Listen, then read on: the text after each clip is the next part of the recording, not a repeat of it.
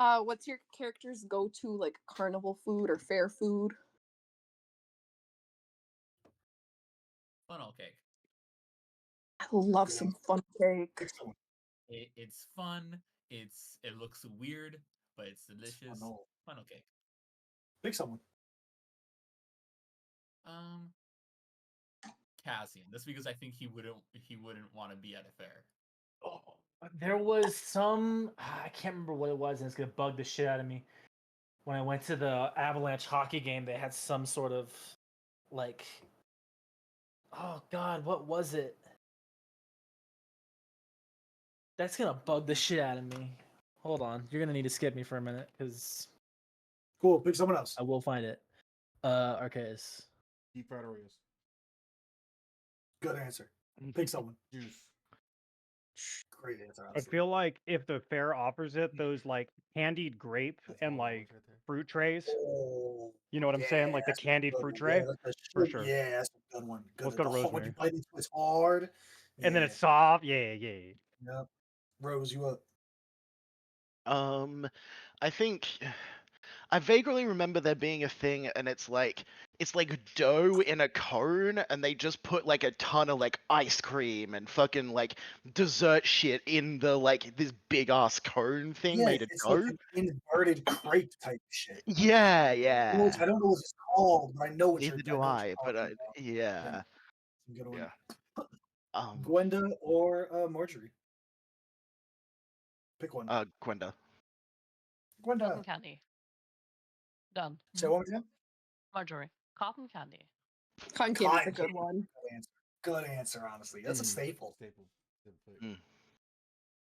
I think Marjorie. Marjorie.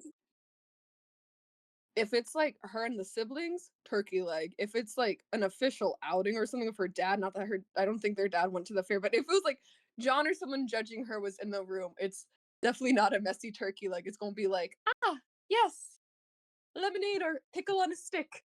Lemonade is crazy. This is the lemonade. Cool. Bringing us back to Cass. What's your answer, buddy? I had to look up Ballerina's concession list to find it. It was a couple of years ago. I don't know, but it was incredible, and I had two of them.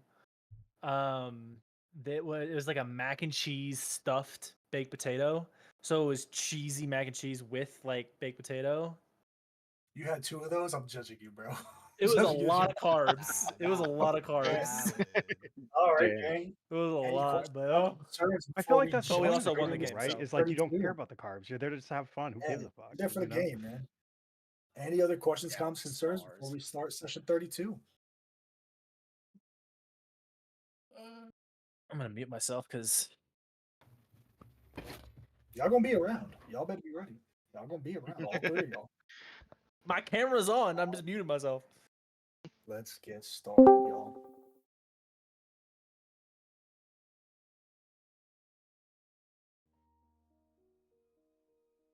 The air is thick with the scent of damp earth, burnt herbs, and something faintly metallic. Blood. Or perhaps something worse. Flickering candlelight barely pushes back the shadows from your torch, the flames sputtering as if uneasy in this very place. You have traveled northwest, entering in the fabled Cassia swamp known to be riddled with hags and monsters alike. In the immediate aftermath of last session, you all rushed to Red Brook Way Station, a small outpost at the tri-crossing of roads within Veoverland. You purchased a small covered wagon, placed the bodies of your sleeping party members in the back, and after learning of a spellcaster who could maybe help you, you headed towards the hut we find you outside of now. The walls are not stone, nor wood, but they appear to be a shifting, living mass of tangled roots and bone, pulsing ever so slightly like the slow breath of a beast. Dried animal carcasses dangle from the ceiling and roofs on sinewy cords, swaying with no wind to stir them. The uneven floor is covered in scattered trinkets as it leads up to the front door, rusted coins, broken dolls, teeth of unknown origin, and scraps of parchment scrawled with names long since crossed out. There is an iron horseshoe hanging, on the side of the door, a telltale sign to ward fey creatures away. And as you have approached in this dim light, a figure looms, a woman who has now introduced herself to you as Gentiaga.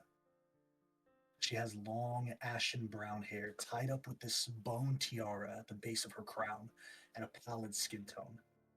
Her eyes are ovals of an eerie yellow light, and she appears as a beautiful young woman. But the air and dust that seems to shudder as she moves betrays her looks. Her visible skin underneath aged blackened leather strips is adorned with this deep and jagged set of tattoos. And on both of her shoulders, specifically on the left one, it appears as though rock, twig, and bark is growing out from her very ligaments. You all have explained yourselves. You have told her why you sought her out, and as the bodies of your asleep friends are laid out now on a slightly damp, marbled redwood table, she has told you that she is more than capable of attempting a very forbidden ritual, ancient magics of this world, to attempt to bring them back and unbind their hearts. But a deal must be made, and we will begin our session here.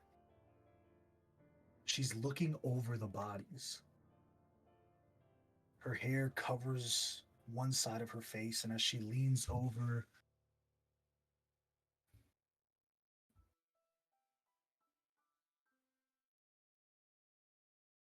the Orphic hunt.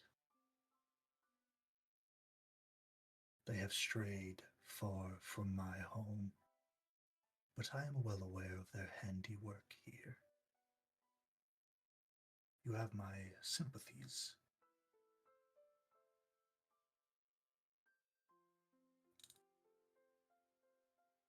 You have so far been gracious guests, and I trust you believe I have been a gracious host, despite my lack of refreshments I can offer.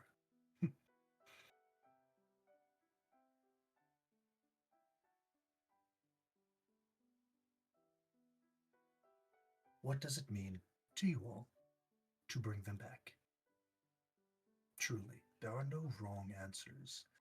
I just wish to gauge into your intentions.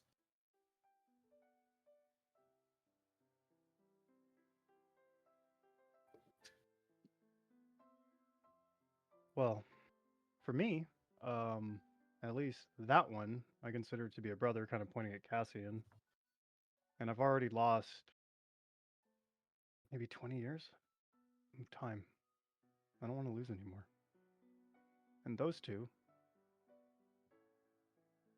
I don't even know enough about them to really be as angry as maybe I should be in this moment.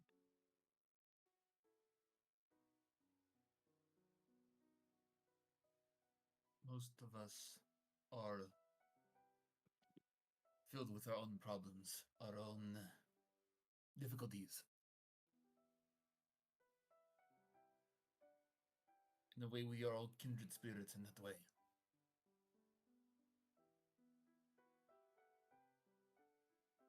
These people here, despite our uniqueness from each other, the distrust we might have, you have treated me better than most of my family ever has.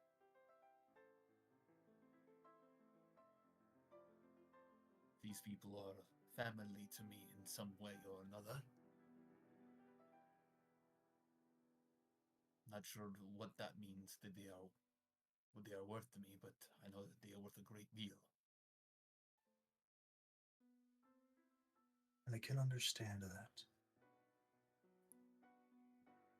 I will propose a pact between you seven and I. She moves her way past the bodies, and you see the inside of this home is clattered. It's an organized chaos. You can tell she knows where everything is, but it's as if a whirlwind has rushed through this hut every day for the past thousands of years. Until eventually she reaches in and she plucks from a mildew filled dust-covered vase, pulling these 3 buds, these stems, flowers that haven't bloomed. For 3 hearts I can unlock, I will require 3 rosebuds to bloom. You will take these rosebuds on your journey, and once they have bloomed to fruition, then I will come and collect. But these are no ordinary rosebuds. They will not grow from the soil. They cannot be tended by mortal hands. These buds will bloom once conditions are met. Conditions from friends and enemies alike. She places one down by the foot of one of the people on the table. Ire. For this bud to bloom, you must confront a powerful enemy. Show your power over them, dominate them, and leave them to hate you until their skin is wrinkled, their bones are dry, and they draw their final breath, cursing your name. She placed another bud down. Devotion. Earn the absolute and unwavering love, faith, or obsession from another. But this devotion must be absolute and self-sacrificing. And finally, sacrifice. For this particular bud to bloom, you must be willing to give up something dear to you, but not something you are ready to lose. Regardless of whom carries these rosebuds, I will bind you all to this pact, including the 3 here. Should the ritual be unsuccessful and I fail to return any, then our deal is for naught, and I will require an offering of some physical nature for my attempt. Should I succeed, 3 buds for 3 hearts. She stands straight once again, almost a bemused smile on her face. You are more than welcome to counteroffer. So above board, what is she getting if she succeeds? If she succeeds, you will carry these buds. In order for them to bloom, one of them, you have to, any one of you or all of you, it doesn't matter. The ire one, you must face an enemy, show your full dominion over them, and leave them alive in their anger. They will hate you until they draw their final breath. You will hold that ire until they die. You will draw the ire from one person. Devotion, or someone in this world must have an absolute and unwavering devotion to you, or all of you. It must be self-sacrificing. It must be to the point where I will put you first. And the last one is sacrifice. Any or all of you must willingly give up something that is dear to your hearts, but not something that you're ready to lose. I think So if it is this a answers your sacrifice. I think if this answers your question, Volt, because I think this is what you're asking. What she gets out of it is she's a witch. There's like, you know, you're putting this thing into the rosebud. Her claiming it is her getting, Yeah, you know, I thought the rosebud was power. part of like them waking up. I didn't realize that it was like after the fact. No, it's after. Yeah, she's like, carry these with you. I'm showing these to you. This is what I'll be getting. When they bloom, I will take them back. Yeah, cool. Okay. These are Fill definitely them some stock sort full of some emotion for her to feed on. This is some either to feed on, or this is some very hard to get emotion because you need to fulfill those conditions for these flowers to bloom. And above board, Can if I she just say the fails, symbolism of Rosie and rosebuds? I'll be quiet. if she fails, We're the then people she's here. like, I'm not going to ask you to take these buds. Just give me a physical offering for my attempt, for trying to help you out. Give me some offering to my. She's not going to be like, but it's like, I'm trying to do you a solid. We're working in good faith. If it fails and it doesn't happen, I still expended my resources to attempt this for you. So give me something in good faith as well. From her wording, it sounded like if one person doesn't wake up and the other 2 do, do we still just have to give her our offering? Like, if this is an all or nothing thing with the flowers. 3 buds for 3 hearts. If you get 2 back, that's 2 buds. If you get 1 back, that's 1 bud. If you get none, then a physical offering. Okay. She's not gonna like mix and match, be like 1 bud and 2 and an offering. Like no. Looking at these flowers, does any of us know what this flower might be? Like these special roses? These flowers look dead. Like they're grayed and like you know when a rose ages, it loses that natural red coloration, becomes this maroon until it eventually becomes a gray black, almost a burgundy purple red.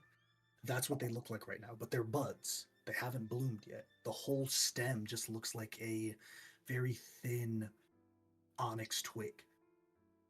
And that's what I understand. If we carry these roses, either is the person who carries it gets the thing, or we get it as a group. Just like party wide. Or She is magically binding a pact with you.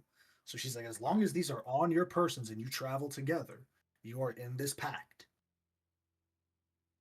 Got it. So anybody I'll in the put group. that. So She's binding 7 of you in this pact. anyone want to level a warlock? Well, that's not the pact, right? The pact isn't to like give you power, right? It's not like she doesn't want sovereignty or dominion over you. I was joking. Does anyone counteroffer? We could try to offer the materials we have and see if she's cool with that. I feel like that's a fair But offer.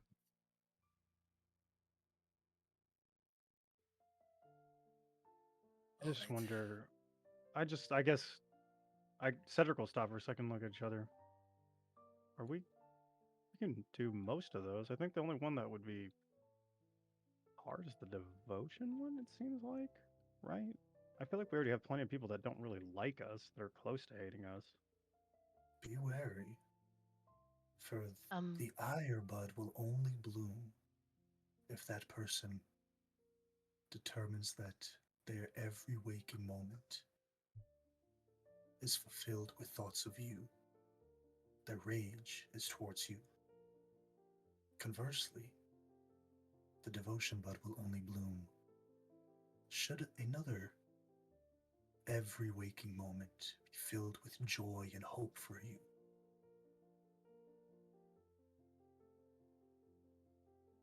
I have had these in my collection for some time now. I am bound to these woods, thus I cannot leave.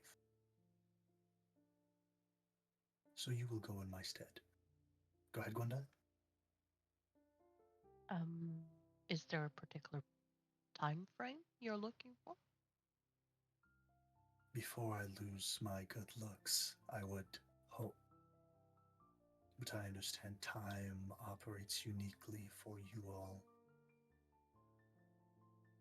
Not that I have transcended it, just that days meld into each other in my time here. And she kind of looks above towards the roof, or towards the ceiling. With the thick canopies covering the sun and the moon, it is hard to know how much time has passed.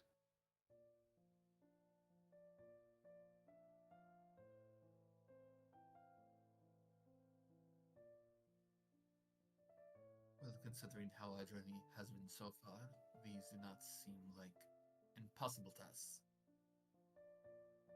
I will be transparent.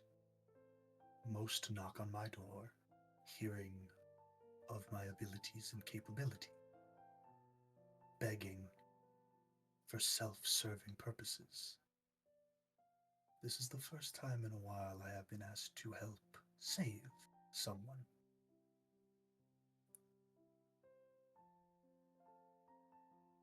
While bestowing a curse and removing a curse are of the same thread of magic,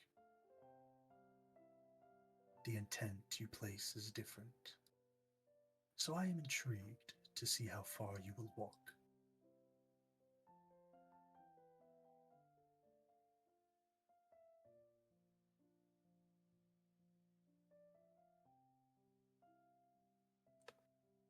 And she extends a hand out.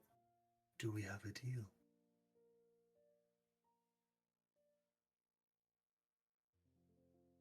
Okay, we'll Yeah, I'll shake her hand. take a step.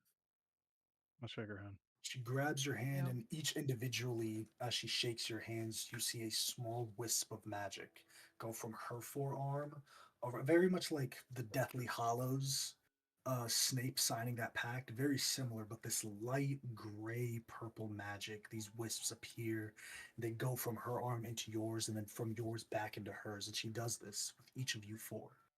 And then she places her hand on the other three, and the magic goes as well. That we will begin.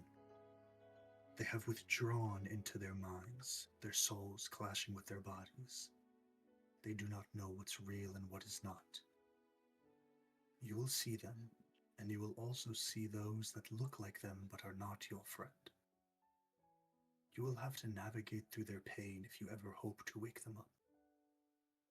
But be warned, if you fall victim to their own minds, you too will enter an unawakenable slumber. You will need to recover 3 shards from their minds and offer it to their soul lying in the center of their mindscape. Only then, if willing, they can accept to return.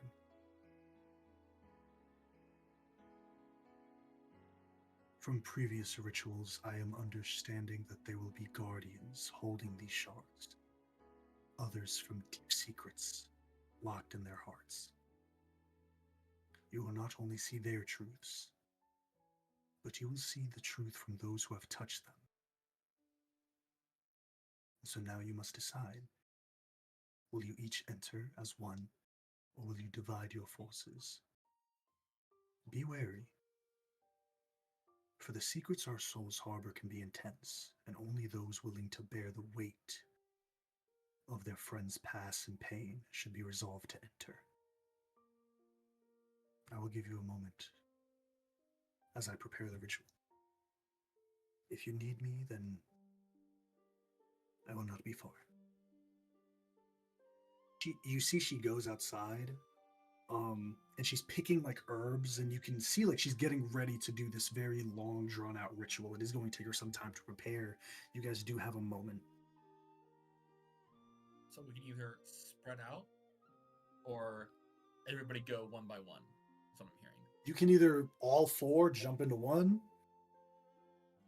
or you can split up and do one at a time, or you can split up and do all of them simultaneously. So you can all 4 jump into one and do one at a time, or you can split up and do each all simultaneously in different ways.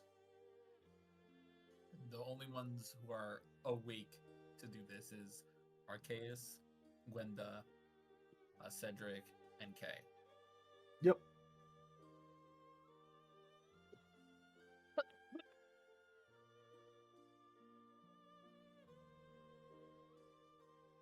So I know who Kay is gonna go after.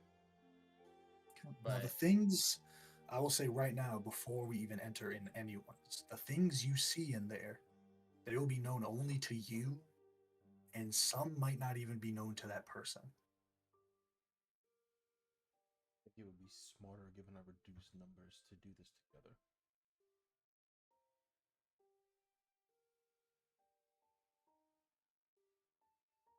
How long have we already been here? How long have we been You have waiting? been, it's been maybe about 2 weeks since the events of last session. Their skin is, while the body is in an unawakenable sleep, it's not getting the nourishment it needs. You try to feed them water and their body rejects it. Just giving them just enough to sustain them. It's eventually they will die. They're essentially dying of hunger because they can't eat. It's like in a coma, right? Like eventually your body will give out without life support. I think we definitely need to do one of the sisters first, or at least maybe not necessarily. I think we're gonna need one sister to wake up the other, but I'm not sure which. Or we can try to get Cassian, just because we know if there's guardians, he hits hard. Also, you're also assuming that once we complete one, they'll be like, "Yep, I'm ready to go," and here I go with you guys. That's also true. That's also true. I will just like to look at the bright side of things, but there might be a chance, off chance, that they're probably hating us when they wake up. Just putting it out there. I agree with Gwenda. I'm sure it's not the case, but it might be. They also will probably not be their coherent selves. You've been asleep for a while, locked in whatever nightmare that they were put in. Their sanity Well- will need time to recover. We're also at risk when we go in there. A risk we should have put ourselves in to save them. Can I look to the witch for a second? Yeah.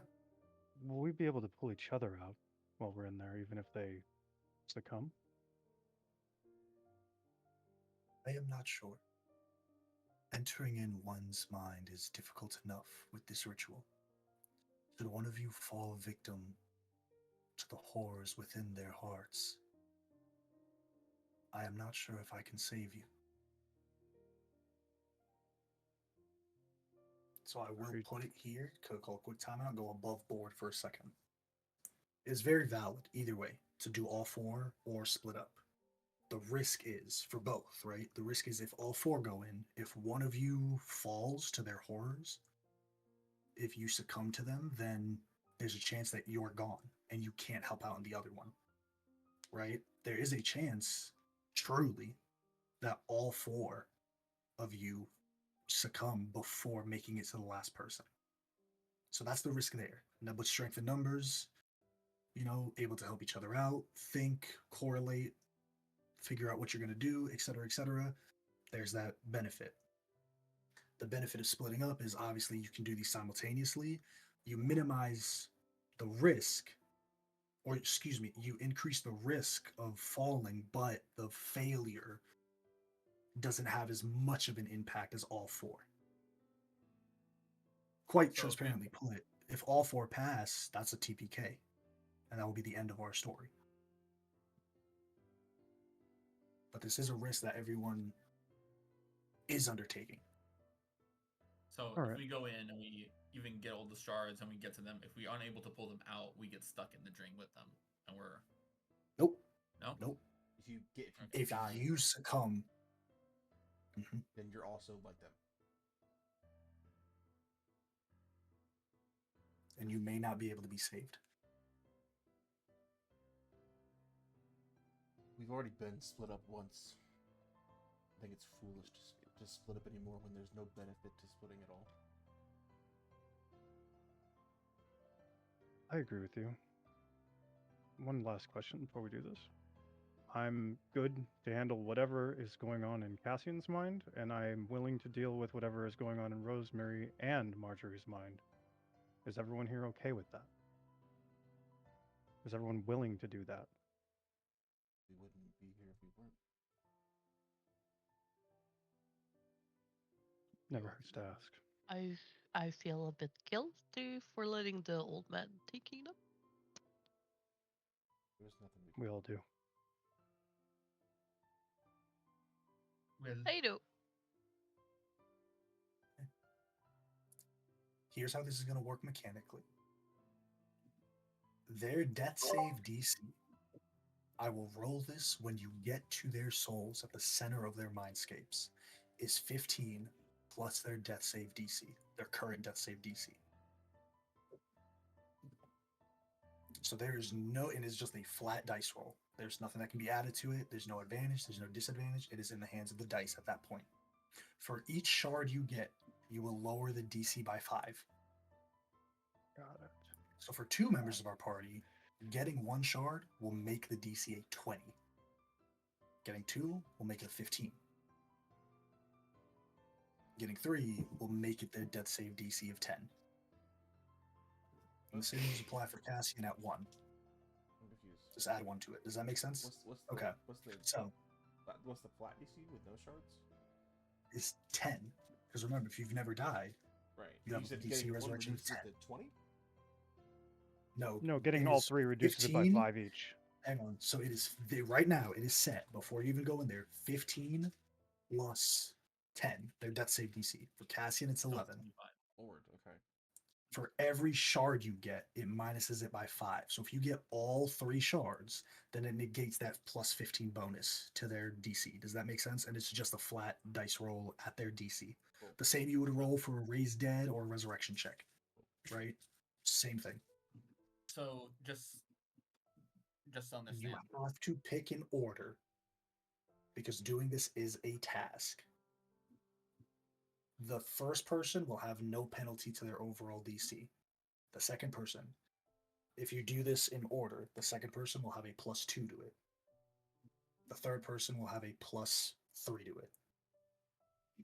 But is there possible taking a break, or you're just doing one? It's not going to change the DC. Okay. No, I was just What curious. you guys are doing is you are projecting your consciousness. You are leaving your physical bodies behind and projecting yourselves into the soul of another person. That task makes you a 7, essentially.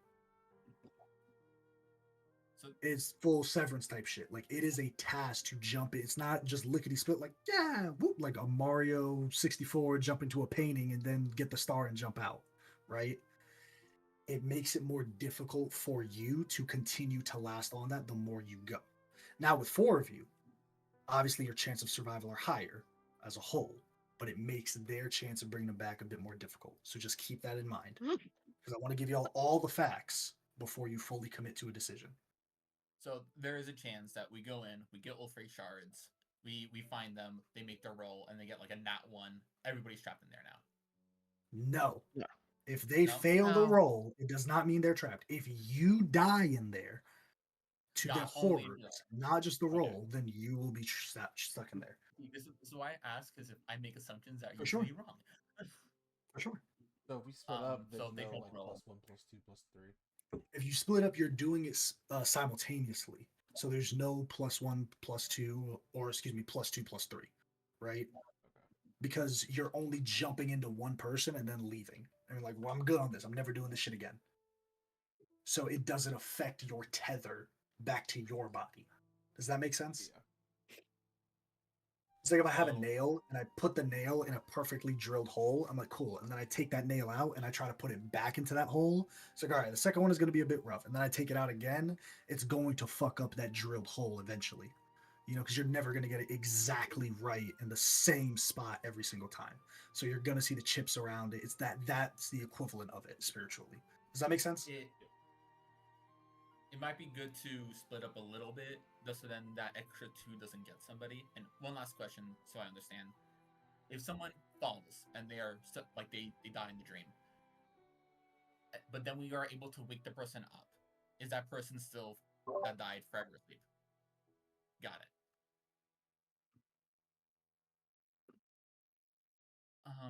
We could do All right. two. We could split up into 2 groups of 2, and then one of them would have a +1, or we could do One of them would have a +2. if we do So it goes two 0, at once. +2, +3.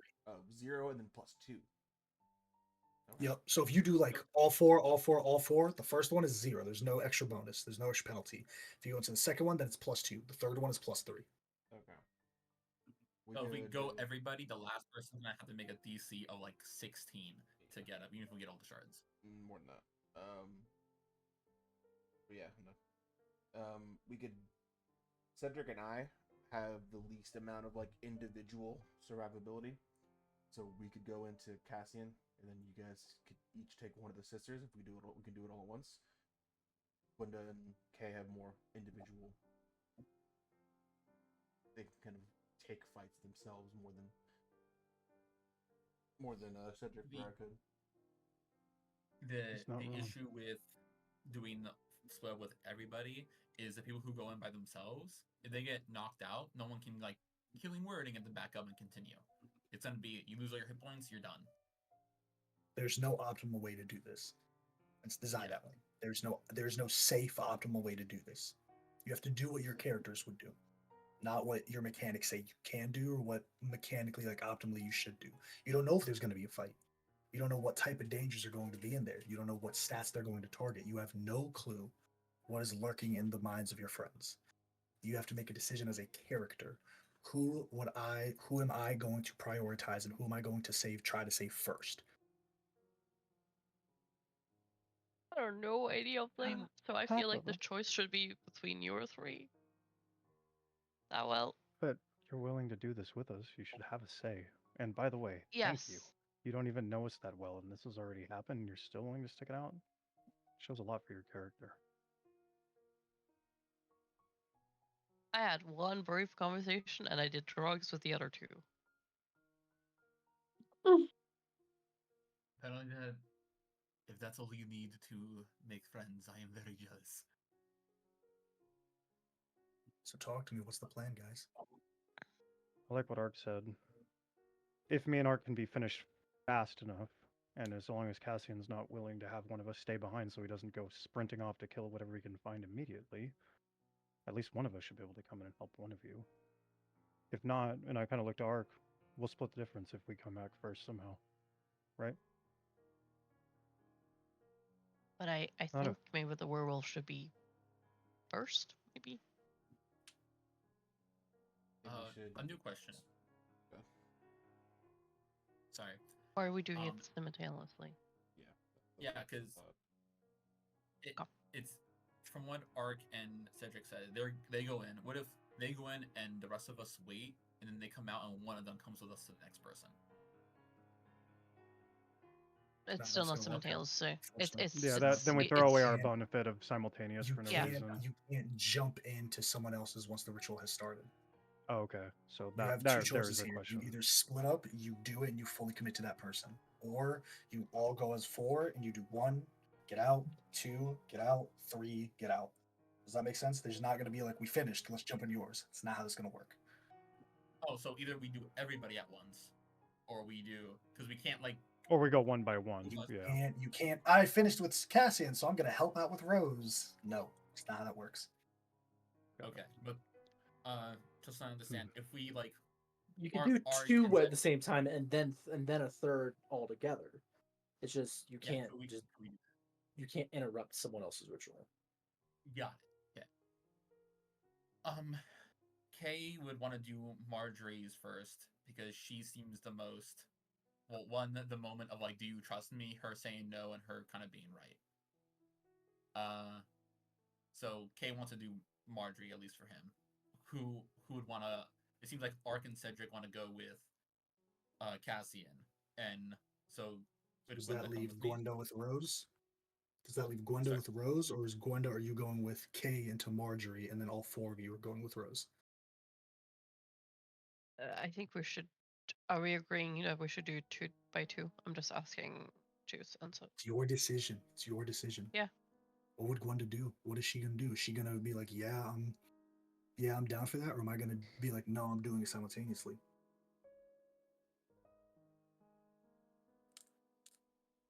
Okay, just sorry.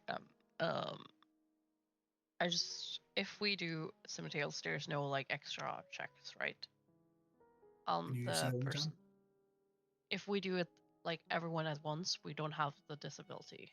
There's right? no extra penalty. There's 0 extra penalty. If you do them all, if you split up and everyone goes into at least one person at one time, there's no extra penalty. It's not about going in at the same time. It's about you going into a second person. Yeah. Yes. Okay. The thing that I'll probably say to remember, obviously I'm not there, but like you in character, the thing to think of is like obviously like it'll be harder if you go to a next person and don't all go at the same time, right? But you've got to weigh up like, is it worth the extra +2 to be alone in there? And if I go down, trying to bring this person back to life has killed another character. Like that's what you'd like, in character you're thinking, I could be sent alone in there to die. Is that gonna be worth it for potentially it being a little bit easier? Yeah. That's why I'm saying buddy system. So then if someone's knocked at 0, they at least is not game over. You can heal, get them up, and continue. Cool. But if we go in by ourselves... you two for Marjorie, then us 2 for Cassian, and then we'll all 4 going to Rose. Yeah, because I also think Rose is going to have the most aggressive dream, if I had to guess. I think it's the opposite. We'll see. I know. I'm going to here. Gotta compile all the DCs. I assume not. I assume the advantage on death saves for reborn does not apply in this mechanic. This isn't a That's death what- save. This is a That's what I resurrection check. assumed. Yeah. That's it's the Sure. matching DC, but not the same. Now, I have a Just question. It's checking. probably the answer is probably no, and that's fine. Will the girls have heroic inspiration on the roll? No. There's nothing that you can affect on There's this roll. nothing- This is us Is Yeah, giving it to I figured. dice. This is why we I play this figured. game. We said we're gonna leave it to dice. It's at the end of the day, we play our characters, but at the end of the day, the dice do tell that story, and we leave it in the hands of the dice. So I'm going down the DCs based on our plan to have Ark and Cedric going to Cassian, Kay and Gwenda into Marjorie, and then all four of you going to Rose. All right. Marjorie's DC is 25. Cassian's is 26. Rose is 27. Okay. So with the minus, if you get all 3 shards, the lowest they can be for Rose is 12, for Cassian is 11, and for Marjorie is 10. If you get all 3. Getting 2 would get you to 17, Cassian at 16, and Marjorie at 15. And getting 1 would get Rose at 22, which is impossible. Cassian at 21, which is impossible. And Marjorie at 20. So to put it all out there, Cassian and Marjorie both need to have 2 reclaimed shards.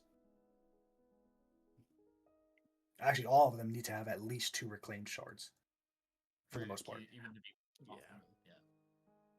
I'll roll a nat And- 20. Don't jinx it, girl. There's no Not anymore, you I'm gonna won't. be so transparent. I'm gonna be so transparent. There is no nat 20. If your DC is 22 or 21, No, for you her. can't come back. Oh no, I was For just her, saying she for if needed you a get 20. one Marjorie, shard. yeah, Yeah. for sure. Yeah. I'm putting it for Roll Rose and that Cassian. 20. If your DC is 21 or 22, you cannot come back. Yeah, so Okay. get all the shards, because even if you get 2 of them, that's still a very difficult roll just to get on the dice. Even a 10. The 2 you of can't- them would this- be 17, 16, 15. Yeah. So even with all 3 shards, there's still a AJ, good chance of a failed roll.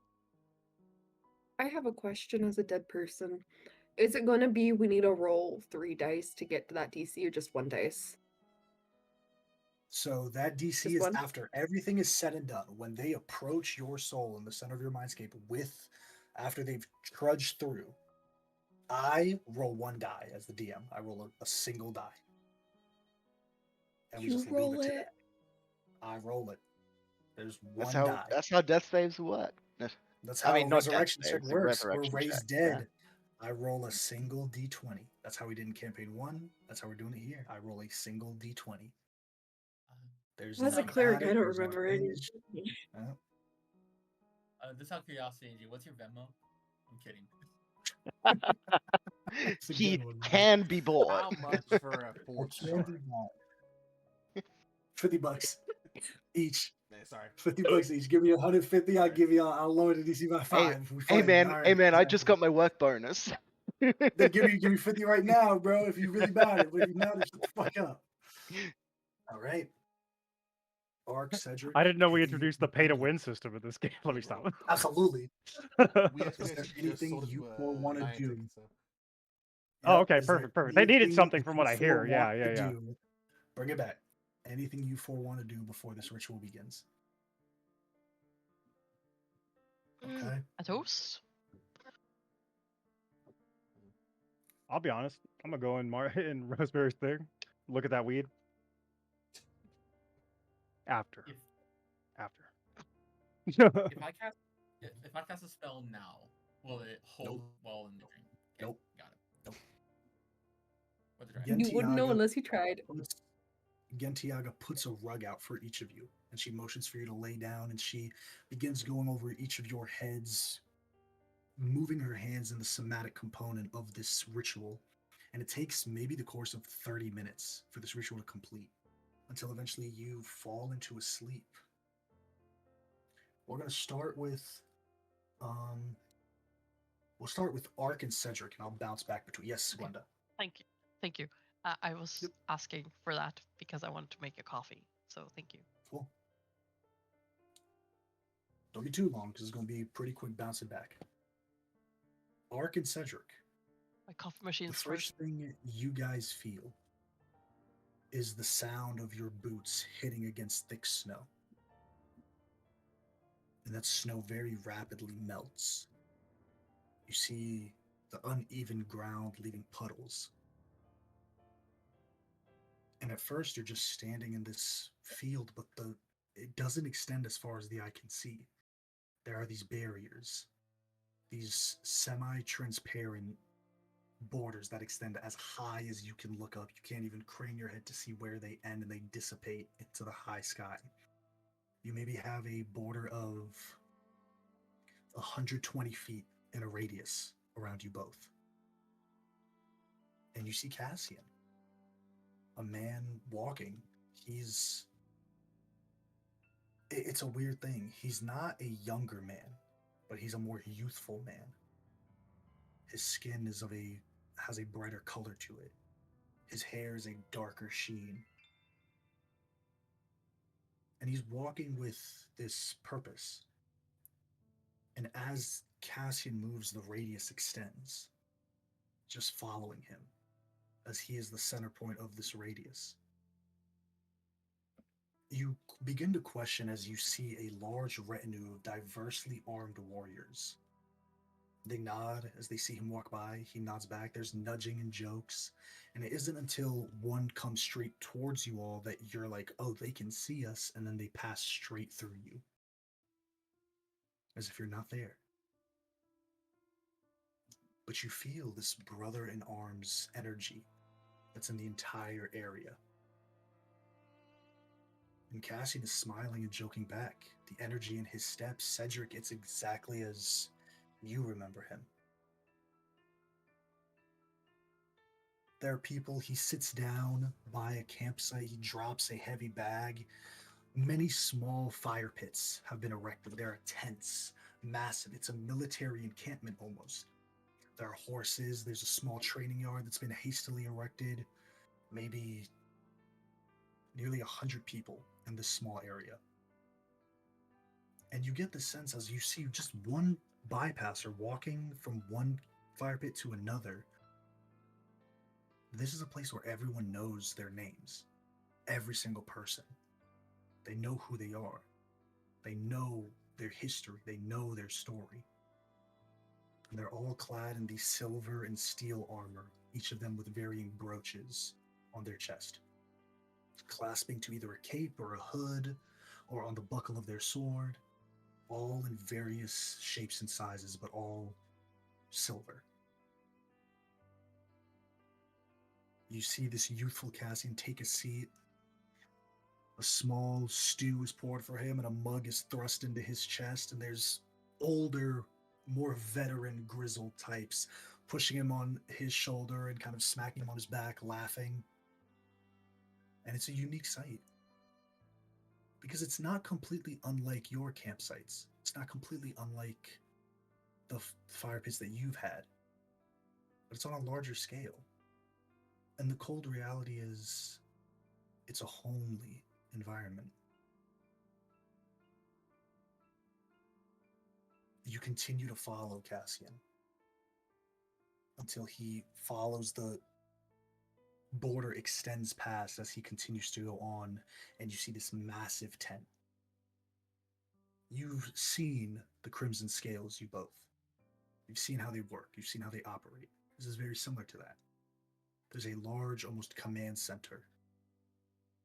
It's erected and it's all of wool and satin and silks and tarp, all placed up to create a small little convoy area. And you just continue to follow him. And then you see a woman.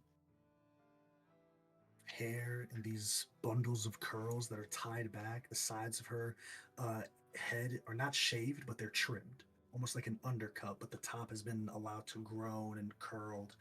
And she's decorated, but not more so than anyone else, really. It's maybe one more clasp, maybe two more, but she's dressing just like them. She's on one knee, and her hands are together, and she's clutching something in her hands. And her head is down. There's a small table erected in front of her with a totem, maybe the size of a figurine, a platinum totem. And as she's praying, she turns her head, keeps her head down, as if she's clocked Cassian pushing the tarp to enter in. Cassian, you see your commander turns to you. Forgive me, I was just finishing. Do you need something, Cassian? Why am I here? Do I have? Did I Are you have a asking me or are you motivation? asking her? Yes. Did I have a Yeah, motivation? you've just returned from a small little splinter force that has been sent out. You've returned successful on your mission, whether it was to quell a small bandit outbreak or whether it was to stop certain things from harming the nearby hamlets. That's completely up to you. But you are here to report back of your success. Apologies for interrupting your commune. Simply got back from mission. Wanted to make a report. If now is a bad time, I can come back later.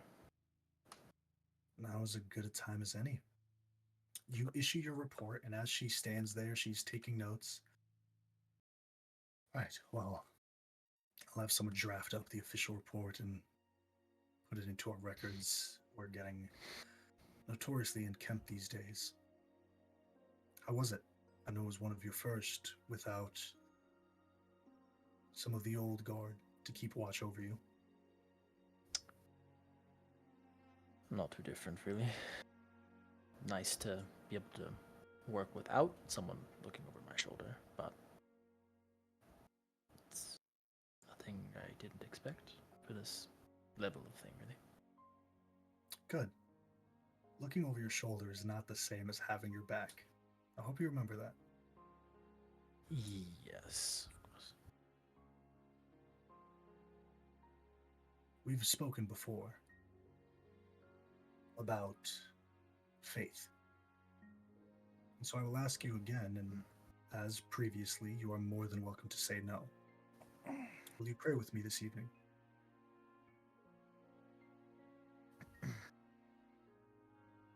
An offer I extend to every one of my men, I'm sure you know. I do. I don't know how. How do you think it goes?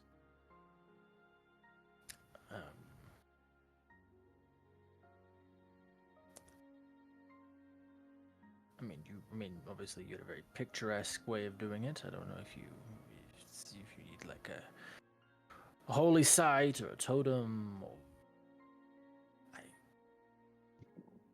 You need none of those things, Cassian. I was raised in a religious orphanage, but I didn't exactly participate. Our life is cruel. You were told this when we found you. Well, when you found us, really. Our life is hard. And with it comes many hardships, not just on the body, but on the spirit.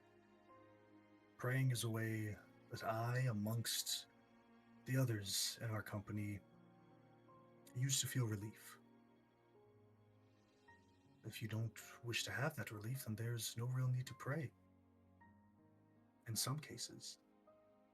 And yet in other cases, sometimes just casting out wishes, casting out hopes, casting out fears, whether someone is there to receive them or not, can alleviate the weight on your shoulders. And that's all you need.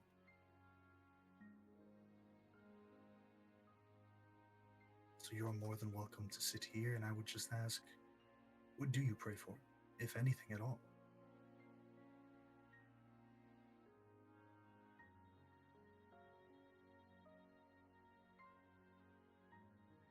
I think Cassian kind of slowly gets down and kind of sits back on his heels. Probably not even really realizing that he's kind of following instruction.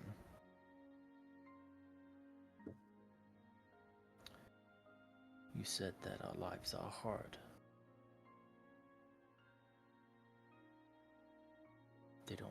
need to be, but they are.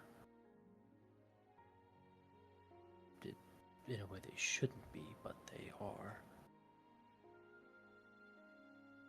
I grew up in an orphanage because the world was cruel.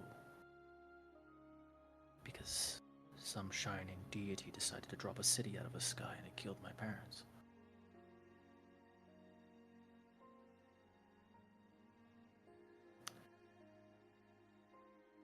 It didn't need to be that way, but it is.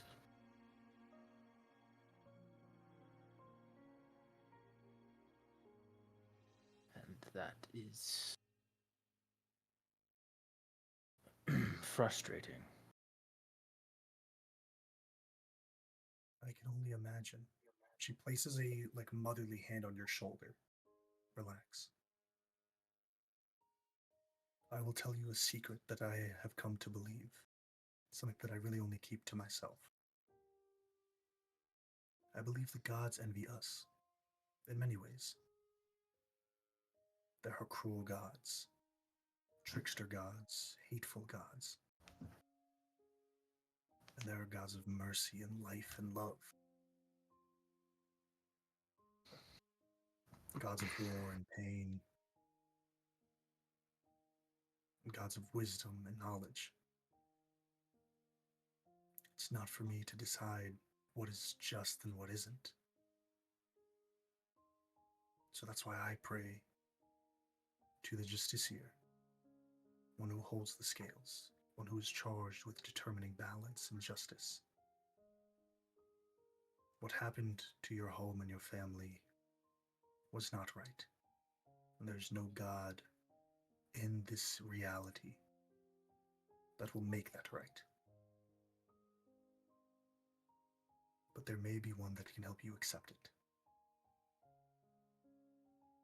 And I know that's a very easy thing to say, but that's why it's called faith. Just think and feel and go from there. And you sit there with her for moments. The moments turn into minutes. And for a while you just ruminate. Oh, it's almost more of a meditation than a prayer. Until eventually you kind of get up feeling resolved. And she places another hand on your shoulder, looks back to your back. You haven't kept your weapon well. Grab linseed oil now. Polish it. Keep it handy. I know you just got back, but the work doesn't end until your weapons are in as good a shape as you, if not better. Yes, ma'am. She kind of puts a hand on the back of your neck, almost like your scruff, and kind of pats you. Get out. It's a weird thing, Ark and Cedric. As Cassian leaves, the barrier doesn't follow him. It stays here. And then you hear, "Are you two messengers? You're not of my goddess, so what are you?" You can see us. I can. Collectors.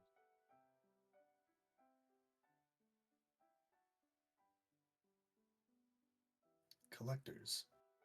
Collectors of what? Seeing.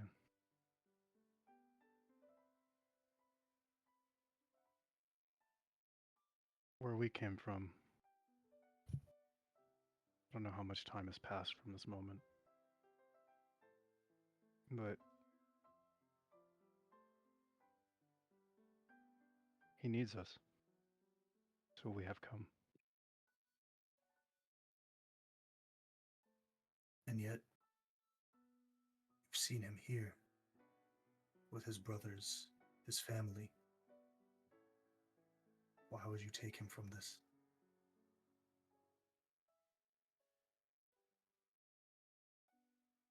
So I believe he wants to do more.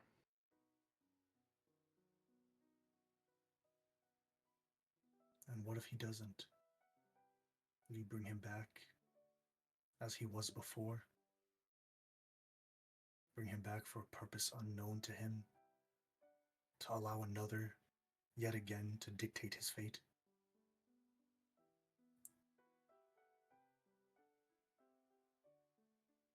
Can't control what can and will happen. We can just do the best that we can to support him the same way you all have.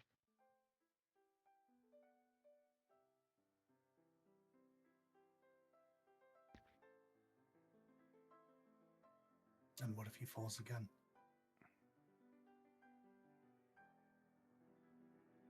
He will Well. be there too.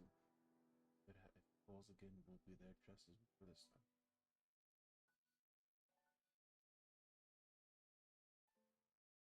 I need a group persuasion check from you two. So both you roll a persuasion check. So persuasion, boys.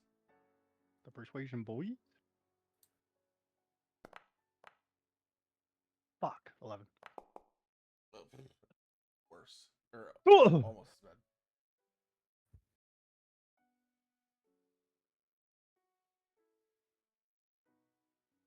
Cool.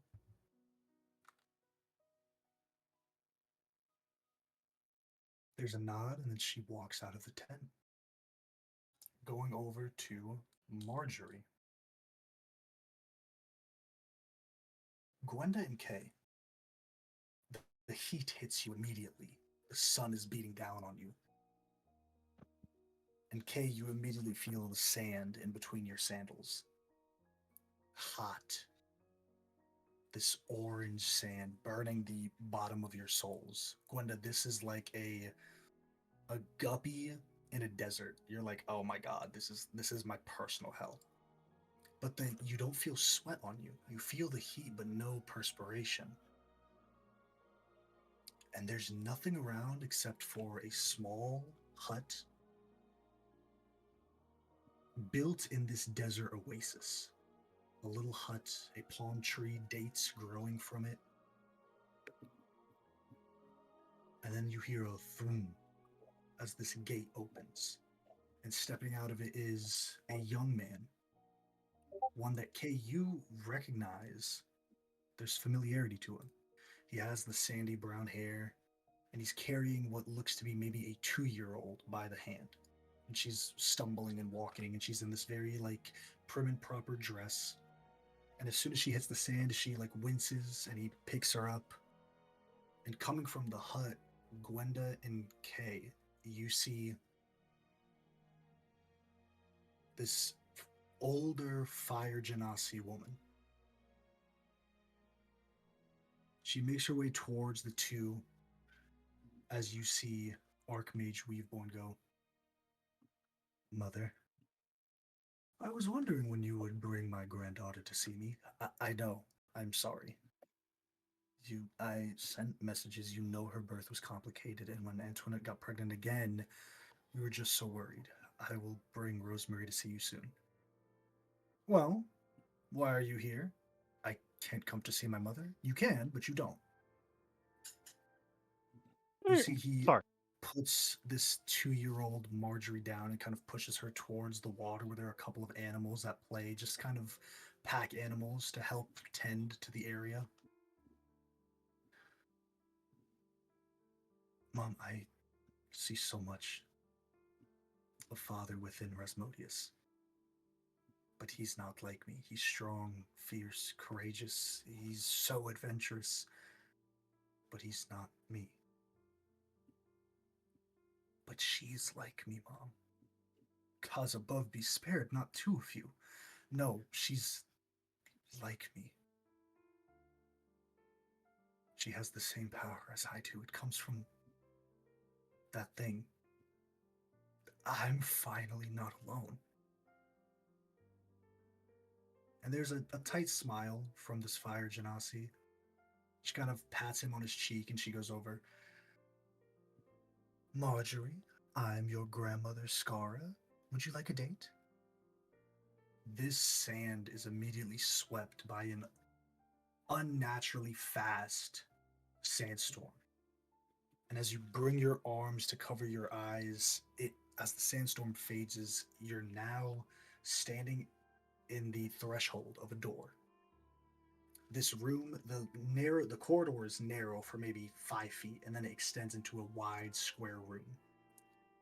There are beds lined on each of them, in every corner, or it's not in every corner, across the a parallel on either side of the room. And the only body in the bed is this young girl, maybe a couple years older, but still very young.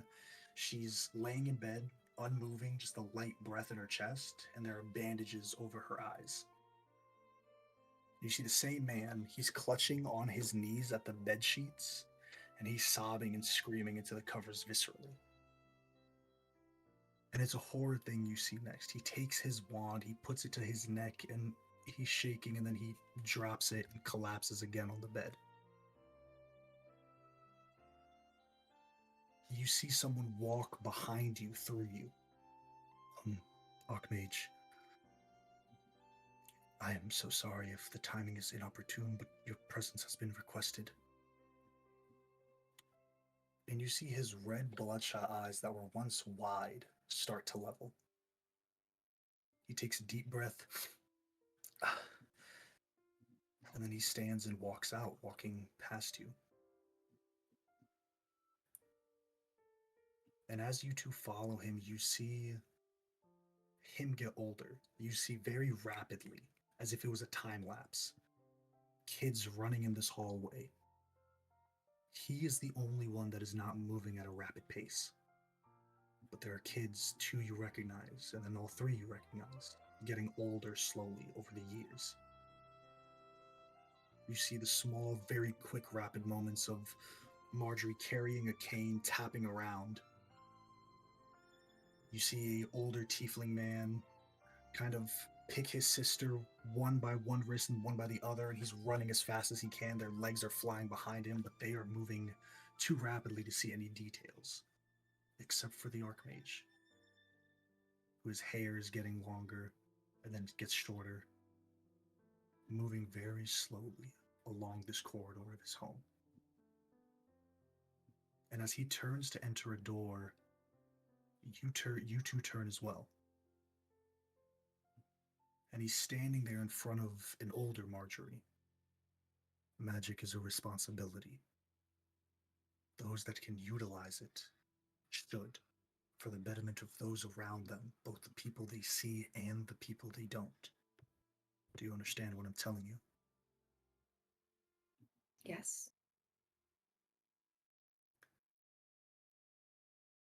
What happened to you was a tragic event. We all understand that. But in the last few months, you have proven of much value to your family. Thank you, I am no Father. fool. You wish for abilities like your brother and sister, yes? Very much so. You see he places a small mote of magic into her hands as Marjorie's warlock pact is fulfilled. And she immediately collapses, falling forward, her eyes closing, her body going slack. And as he catches her, he goes, "Damn, this was a mistake." And as he holds her down, he attempts to put his hand towards the center of where her neck and chest meet, and then he stops. Who are you two? Does he turn towards us? He's talking to you. You're the only two in the room.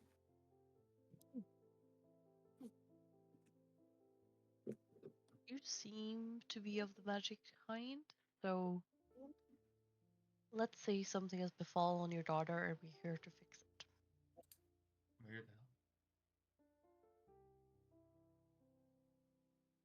And was she capable when this happened? Yes. Right. And he goes to reach again for the clavicle as he begins to pull that mote slowly out. When you said was she capable when it happened, like was she able to fight? Did she have did she have magic?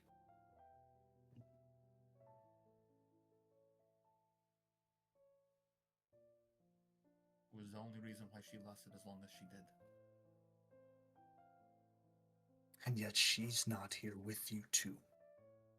You're here for her. So why?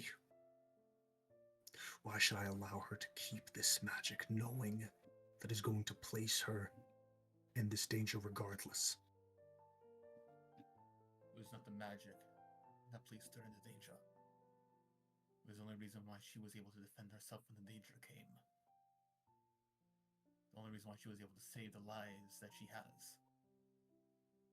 If not, she would have went out anyway.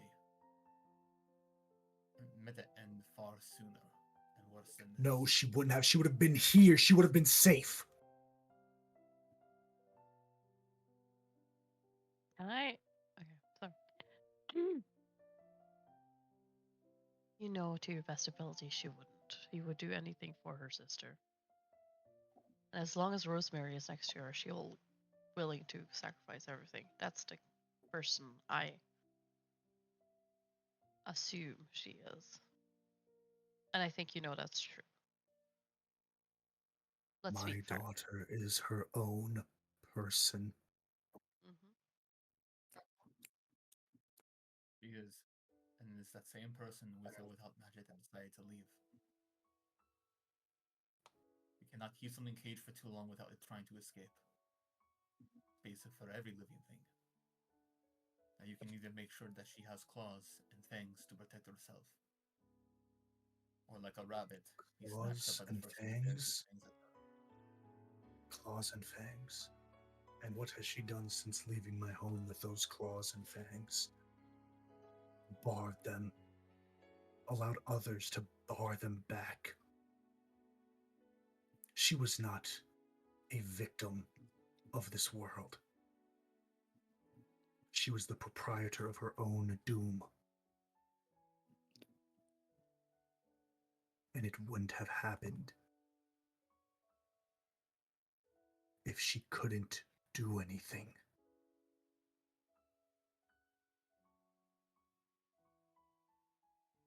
You don't need magic for those things to happen. You know that. What I know is that if she didn't leave, if she never used magic, she would have been here under my watch. She would have been safe. She would be alive. Is her safety more than important than her happiness? I need an intelligence saving throw from one of you. And I need a charisma saving throw from the other one of you.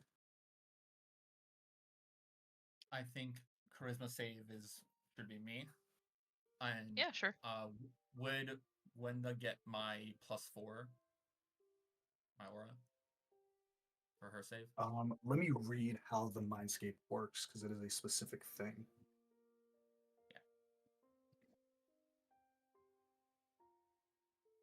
Yeah. I would say it works.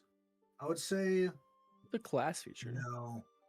Yeah, I would say it applies to you, of course. I'm trying to see if it applies to Gwenda, because it's specific wording. I don't want to reveal it yet.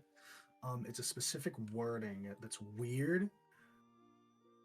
Because it is a class feature, but it's magical, but it's also a class feature. And I've seen paladins like argue where it's not like a magical thing. It's just them being a paladin.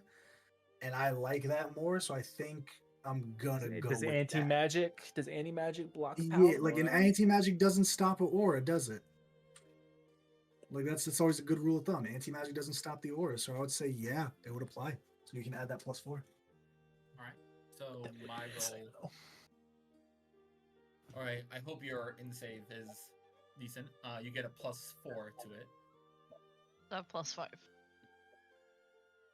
Oh man, 15. I rolled bad. Okay. You Gwenda?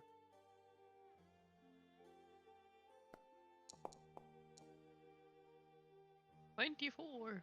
Oh my god. Gwenda. Okay. He looks to you both, puts the mote back into her chest. Arceus and Cedric. Oh yeah. You are now standing in a deep snowing field. A blizzard rushes around you. And you're moving, but not of your own volition.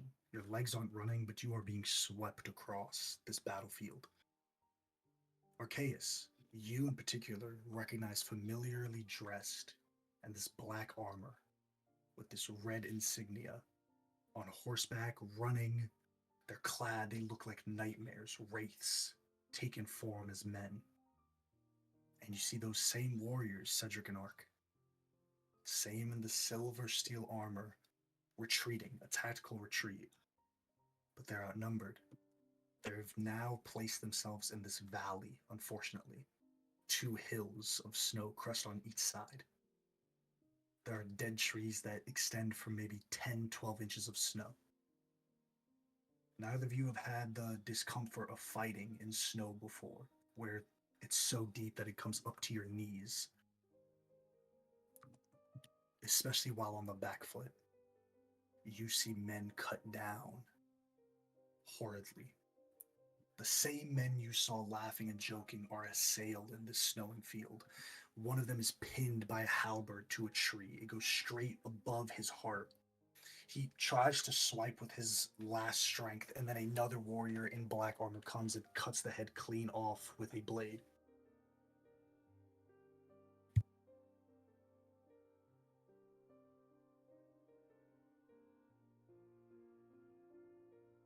Thank you. Sorry. Carter didn't want to interrupt, so she was like, I'm waiting. And I was We like, tell "Yeah, Carter you're to good. come back. You're good." Carter, Dodge wants you to come back. Come back. Yeah, come here. Why do you move like a sim? Me? Yeah. Hi. She's, Moving like an NPC. I'm a real person. I love her. all right. Mwah. Thank you. Oh. All right. You see these men are murdered. Every single one of them. Cassian's back hits another person. You see him for the first time in this field. He's drenched in sweat. Blood starts to stain underneath some of the places that are less armored. He's putting up a fight, but his back is against another ally. That ally is ran through it, almost pierces Cassian through his back, skewering both of them. As he's able to rush forward, as he goes to take a swing, it misses him by a few inches. He cuts one man down, and then immediately arrows of volley are shot into the sky in this arc. He ducks down, one pierces him in his side. He gets up and is rushing. As you see another fall, and as they're rushing, they fall to the ground. Cassian, you move forward, you see this man. Who is it that you see here, dying in front of you? I think it's Alistair. Alistair, this old man, his balding head, just the scruffs on the side, this thick beard of blonde and salt and pepper. He get up, lad! He gets hit by a volley of arrows. Oh! And he kind of pushes you, and you're fighting him, trying to pull him with you. But he's an older man. He's clad in full plate armor. He's slower on the move. And you've both Ark, Cassian, Cedric, all of you, you've seen this man take down maybe 7 to 14 men by himself as he's been fighting in this retreat. Cassian, what do you do? As he tries to push you, like, go. I think if he's trying to provide cover, I'm just gonna go to whoever I see like that is also struggling, and just try and like grab an arm, put it over, and make as much as I can out of the little bit of defense that we can put up.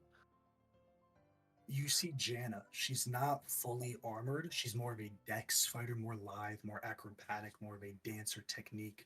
As she's on the ground. She's just skewered one warrior, but you see another coming in tow, and she's on her last foot. She's on one knee. She puts the sword in the ground, tries to pull herself up with the rapier.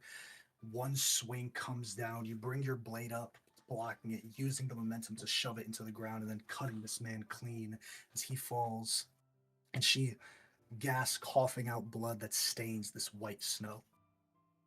You help her up. She, go, leave me, go. No, we made it 2 days already. We gotta go. Come on.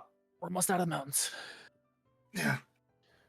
As she's walking, you feel her body go limp as you turn to look from her for a second, and there's a as an arrow has pierced through her eye out the back of her skull, as her body is now limp in your arms. I think just pause like 2-3 seconds. Try and lay her down as gently as I can. But there's not really a moment to spare or grieve. To your point, Cassian, Cedric and Ark, you see Cassian gets hit with an arrow right in the shoulder as it pushes him back from the force. And while you're being hit from arrows on this side, you hear the stomping hooves on snow of horses. Men on horseback with lances, halberds, spears rushing towards you all in this pincer. One is coming straight towards you. One that's kind of broken away a bit faster. They've veered in their own serpentine directions, splitting off like the bird V that extends out until you're moments away from getting skewered. The spears drop down, the blade goes up and cuts as you see that same man, Alistair. He cuts the man down. The horse neighs and whinnies as it rolls to the side, crushing the man under it. He grabs you by your head. Find the commander! Fuck! And another arrow in his neck.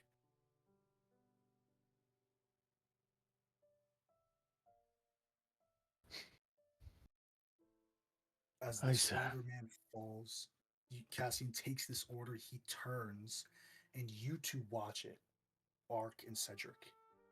You watch it from a slight distance as Cassian is looking at this older man. You see another horseback man, one in, for you, Ark, familiar armor. But the helmet is this massive adornation of metal corkscrews and horns. It's a horrid sight, a visage of domination, a visage of pain, a visage of death. And you see it coming in real time, whereas Cassian only saw it for a brief moment before he is skewered. He's run through. His body is hit by the spear as it plunges straight through his heart, and the horse is still moving his body on the spear. Until in one motion, the horse rounds, and with the force of a mountain, this man throws Cassian's body to the ground as the horse wheels around him. The blade is still pointed towards his chest, and as his body hits the ground, you see something pull from his chest and enter the spear. A wisp of gray light, a physical breath.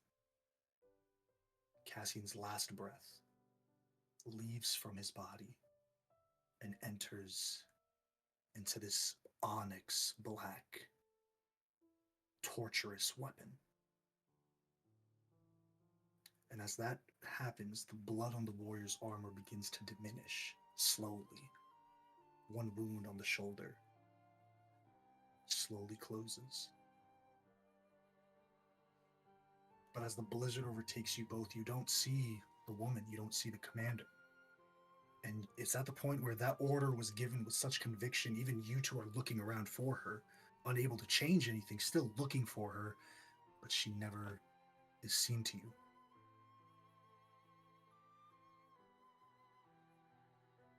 As the blizzard dissipates, you see the red snow slowly fade. It turns to another fresh white blanket. And there's rustling underneath the snow. The trees have aged, some fallen. The bodies have decomposed. Some are just skeletons underneath their armor. But a tuft of snow moves. And pulling themselves up is Cassian. Cassian, please describe how you look immediately after waking up in the stark contrast to what Arceus and Cedric saw mere moments ago for them.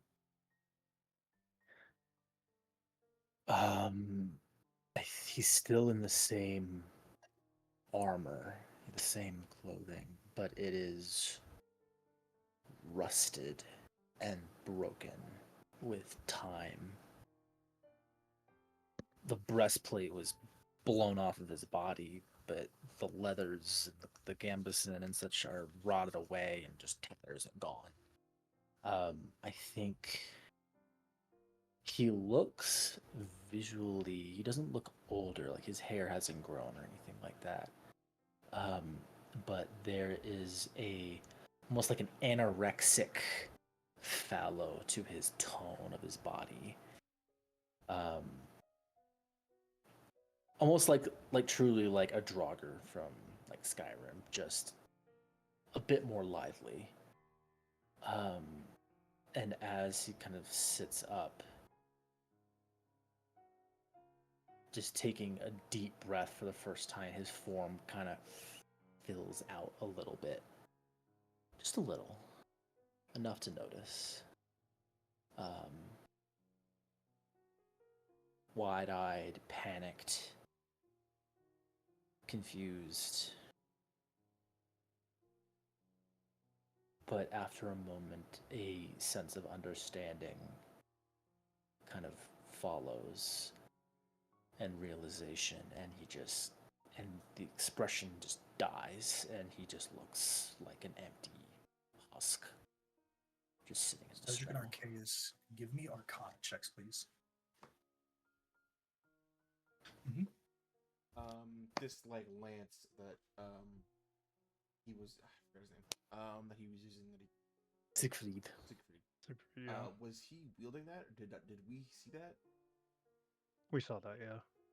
And we saw the last breath of I meant, Cassian. like in campaign, like when I like. Arceus still got it. Tear off. He still has it. Yes, the same one. Cool. He didn't use it against you guys, but he does have it.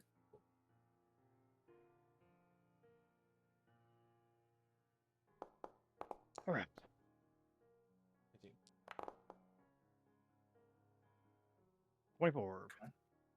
Cedric. Okay, so close. So close. Cedric, on a DC of 20, you know the spell Gentle Repose. You do not have access to that spell, I don't believe, at this point. I don't think so. Gentle Repose is a spell that can keep a body preserved for a period of time. On a DC of 20, and Ark, you would know the spell as well, but the main difference for this is that the spell itself is very rudimentary. It keeps the body preserved for 10 days, max. Max. More than 10 days have passed here. The body doesn't decompose from the others this quick in 10 days. But you get the realization, Cedric, that something preserved his body for a long period of time. As you watch in the panic of Cassian, you see him, before that realization sets in, he's carving through snow looking for others. And you hear a, "Why have you two come here?" Very close. On the backs of your necks. You turn quickly and Cedric, you see this faded lady. Same woman you saw the first night you joined up with Fate's Defectors. I know you. Why are you two here? Ark, this is similar to the woman that you all met at the campfire not too long ago, but she's a bit less corporeal. She is definitely a spirit. You can tell that much from the way she moves, the way she looks. She's not of this. She's not a human as you and Cedric would be. For him. He is gone. And I mourn him. And I have mourned his death from this very moment. The first time I met him. But he is gone, my friends. Let him rest. Please. I would give him voice, the decision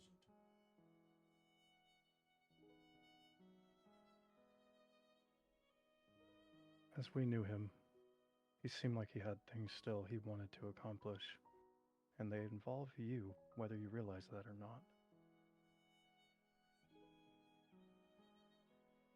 I was first realizing when I met him that I was placed here to watch him. I have only ever known him. Let him rest. Please. He has suffered enough. Why would you see him suffer more?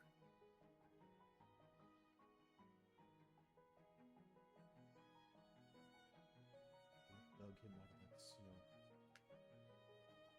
There's some continue to push forward.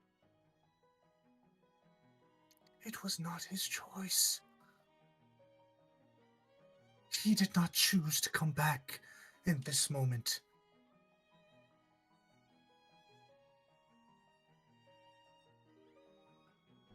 Cassian, we He know. waited at the gates, my friends. He banged on the doors until his hands bled. And he was alone.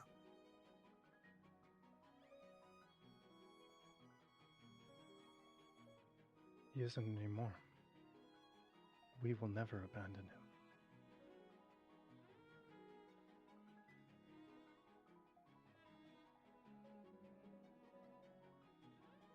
And as long as... She just kind of shakes her head. Go ahead. And I kind of pointed him. That wound. It's not natural. Something is forcing him to be here. If we were to try to let him rest now, I fear he would not find true rest. Just some feigned version of peace, not true peace. If he returns, then I do not know if I will be still here to watch over him.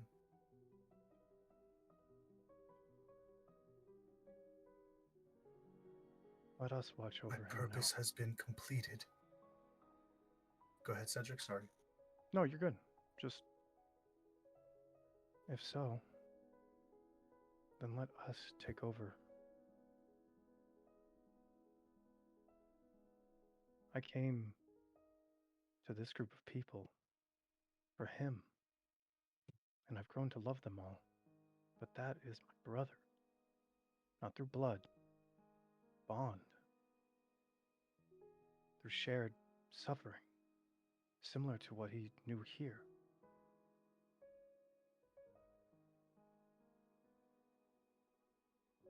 You feel a hand, too, placed on your shoulders, and it's a weird thing feeling this cold grasp. But to you, Cedric, it's familiar in a way. It's different, of course, but it's similar. Cedric, you have a weird opportunity here. You must first decide what type of check or save you want to make, and you have to explain why. In Arceus, I need a Constitution saving throw from you, please.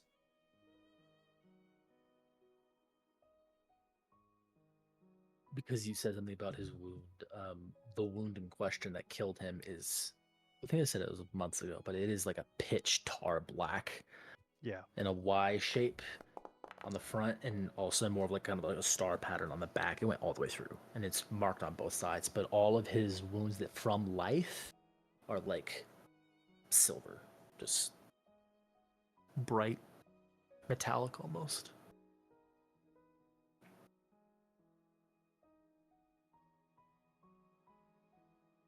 I have a question about Cassian's wounds. When he's a werewolf, do we still see the wound?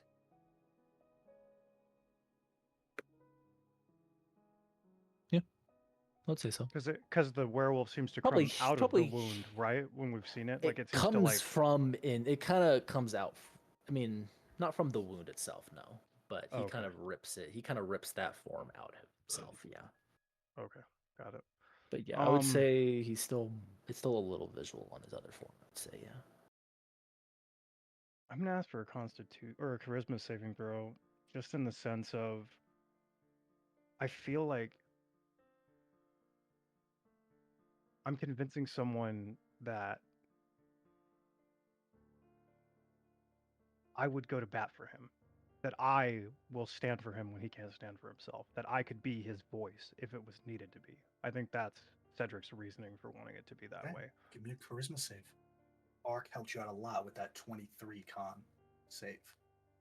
Really big roll, Arc. Really big roll. Honestly. Thank fuck for that.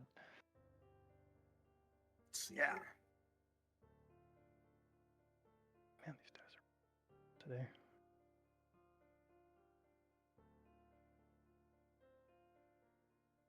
Okay. Arc and Cedric, you both feel a weight hit your shoulders. You see each other's forms flicker for a moment, almost as if like you're glitching. Then you must stand in my stead. Watch over him where I failed. And she's gone. And another blizzard takes you both until you're standing in a room out of void. Yes, go ahead, Arc. Just I didn't want to interrupt during that. When Cassian pulls himself out of the snow, you said there was some time change. Like the snow was it went from blood soaked to another pure white. Some time had gone by, obviously. Was the tree line drastically different? Was there any change in the topography of the land? Was it a couple months, or was it the landscape has seriously changed? The landscape has not seriously changed, but trees have fallen. Right? The biggest indicator of time is that some of the bodies are now skeletons. Okay.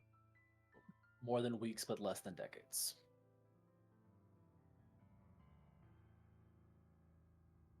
You two are standing in a void. Pitch blackness consumes everything, and the only thing you see are two objects. One is a 20-foot tall set of onyx doors. They're not attached to anything. You can see where they end. And if you wanted to, you could potentially walk around them. And you would see only the same thing. Just a set of onyx doors with 3 chains in the center. One of them is broken, cut through the middle. And standing with one hand against the door is a warrior in silver and steel armor. What do you two do?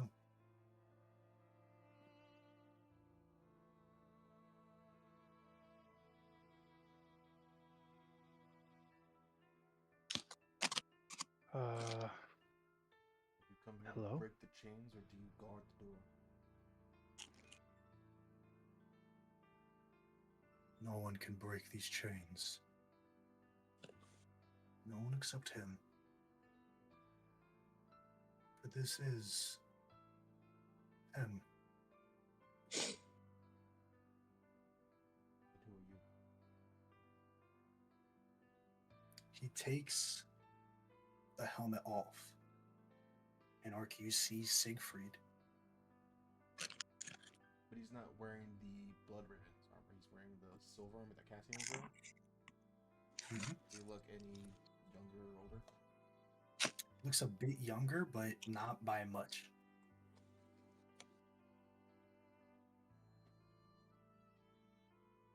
We did know he was part of the same troop.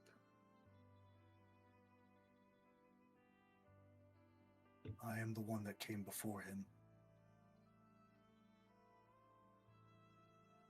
The one who chose a different path. A path that he can still choose for himself. And what path is that?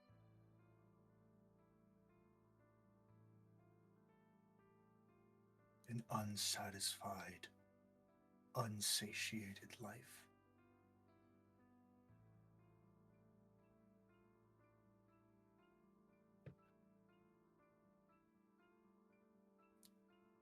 Would anyone If he pick that? returns, he will become like me. Never satisfied. Always hungry for the next bout.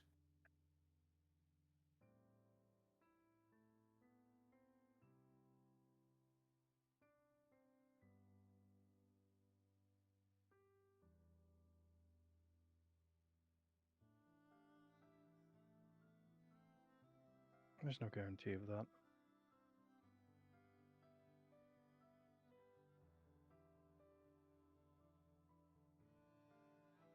Not everyone seeks that. He does enjoy bouts. He loves battle. He does not succumb to it the same way you do. He does not love battle.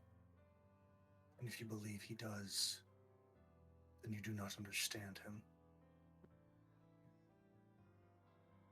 He is a soldier with no orders, following the one prerogative he has. He does not crave bloodlust.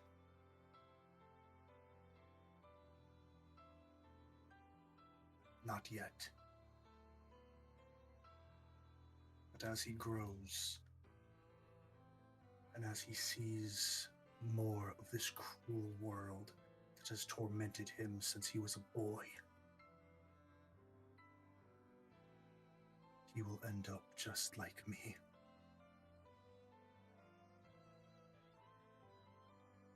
Is that why you killed him? Is this cruel world? Is that why One more time, so sorry you were quiet. Is that why you killed him? So this cruel world? Yes. There were reasonings behind our attacks. There was death that needed to be paid. But he has already started on this path. And as he extends a hand, a small, almost like a scrying opens. And you see Cassian in the dark in a set of trees, a man in black armor, clearly inebriated. His head is against it, and there's a conversation that you don't hear. But you see Cassian hold his head back and stuff a rag in his mouth until the man flails and chokes, and then dies. He has already started on that path. You just never knew it.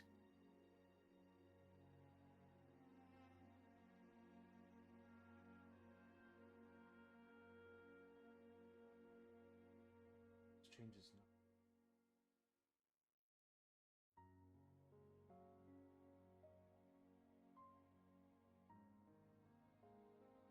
Yeah, you speak as if his path is already set in stone. Like there aren't going to be waypoints where he's going to choose to keep going that way or go a different way. You don't get to dictate that for him. Only he does. I am not dictating his path. You two. Only he does. I just speak as one who has walked it, and who shudders to see his shadow behind him.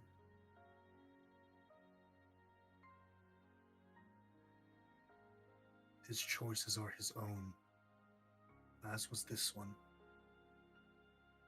And then he points to the chain, one of the broken ones, as was that one.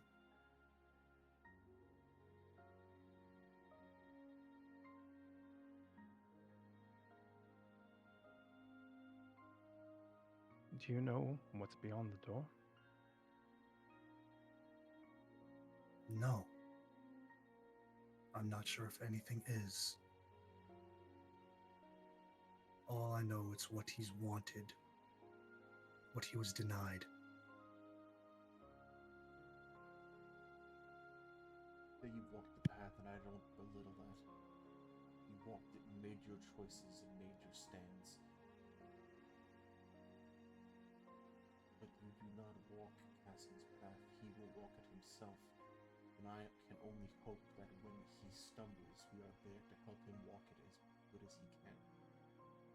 But walk it he will.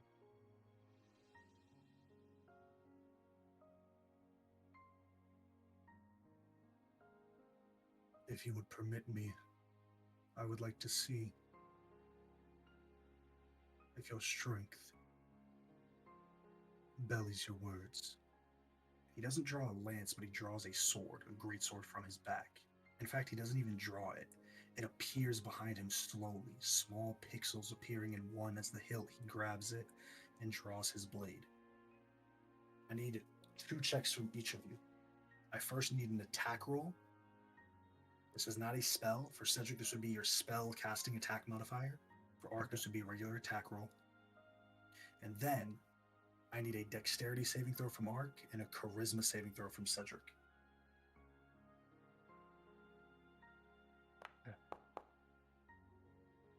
Oh.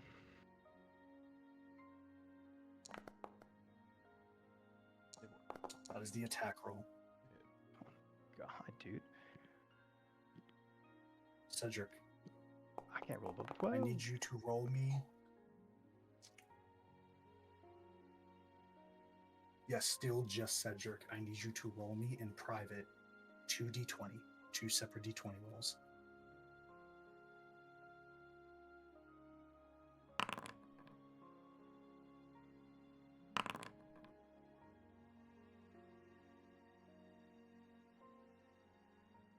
As you two clash with this individual, Cedric, you're overpowered quickly, and Ark, as you see as your daggers come forward to bring the middle, as he brings his great sword to catch them, Cedric's body begins to fade. Very rapidly and very quickly. He was hit by the hilt of the blade, it caught him on the side, and then he throws Cedric across this void as his body tumbles and hits the ground. He's slowly getting up, but he's coughing. There's no blood that comes out, but he's wounded. And Ark, eventually you're pushed back on that 11 as he stands there in front of you. Cedric is looking in a rough state. Ark, you're fending for yourself. What are you two doing?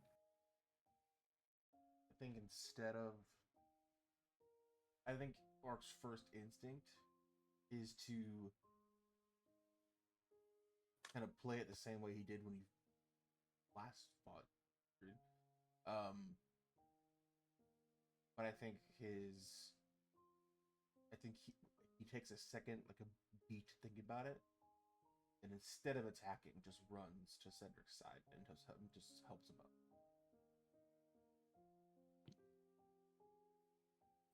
As you help Cedric up, you see this man, now as you turn, is standing on a horseback. He's no longer in the silver and steel armor. He's in that black armor with the lance.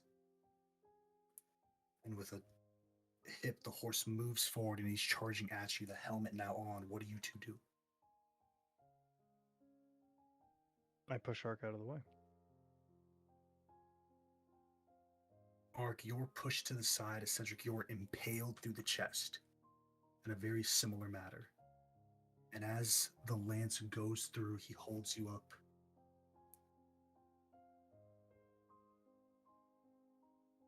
You now know a fraction of his pain. Go to him. And he throws you off the lance as your body tumbles. Cedric, if that d20 roll that you rolled me was under a 10, either of them, you would not be here right now. Oh, there you go. And I had a rolled feeling. 13. I had a feeling. I was like, this is not good. Cedric rolled a 13 and a 17. If either one was below a 10, based on his, unfortunately, poor rolls, Cedric would not be These here. dice tonight, bro. 2 or 10. What's my options? Call me Xavier for real. Anyways. That is 2 successful shards claimed for Cassian. We got 2. Gwenda and Kay.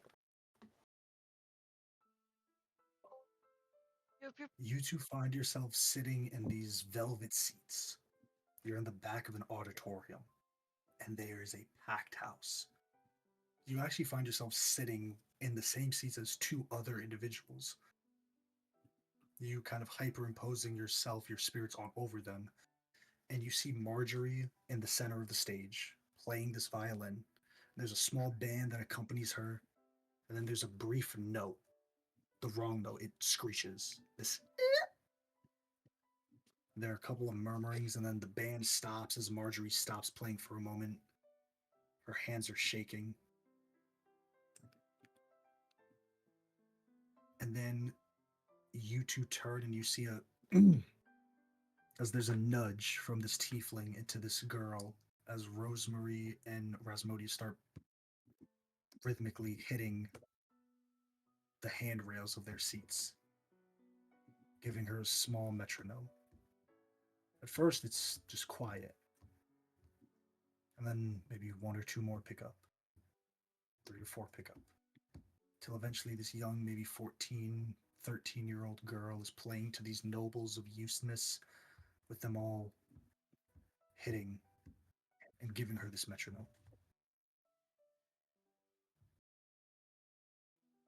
And then it moves, and Gwenda, you see the party before you join them. They're in Andemiria. There's a massive crater from a spell that was cast. Cassian is grappling with his greatsword against this green dragon. Ark is rushing forward down, cutting through this man in a robe. You see everyone. Kay, you see yourself. You see the fight in Andemiria against Igneal and Viridius. And you see Marjorie, her activate this sorceress aura. And you're not sure if what you see, Kay, has always been there and you just never realized it or noticed, or if this is the first time you've seen it. But there is a small golden sigil floating behind her at the center of her back. And as she shoots this ray of magic towards Igneal to strike the final blow, you're consumed in that light. Why can you see this?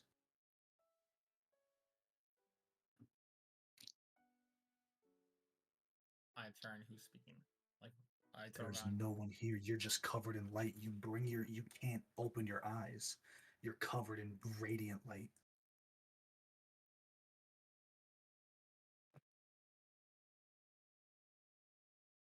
Because in order to help her, we must see.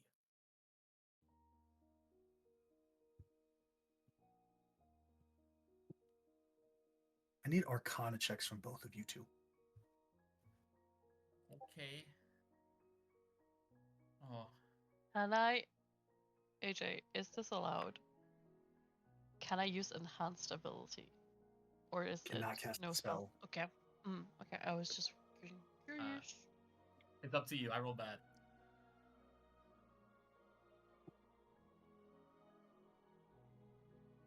Bye bye, Marjorie girl. Don't say that, Karina. Take it back. Her form is weak. The power inside of her will consume her.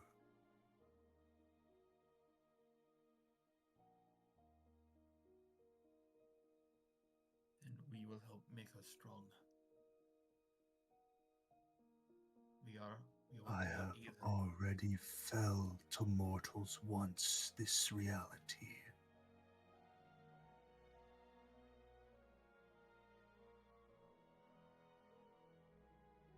As long as there are vestiges of me, I will never be a memory.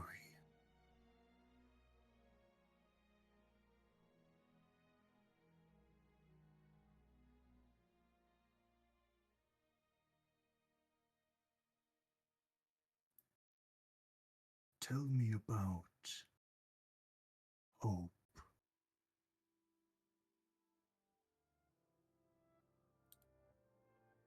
Hope. Hope is a dream. It is a strength that can be as real as any magic. Hope can make the impossible true. Hope is the unique thing that souls have.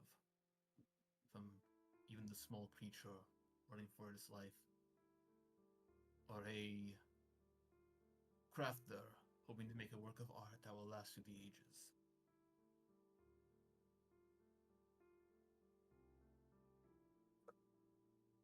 It is the impossible given life. You have said hope is a dream. I am the one who ends it.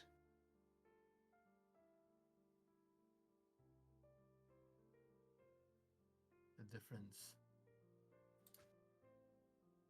is even when you are awake, that dream remains.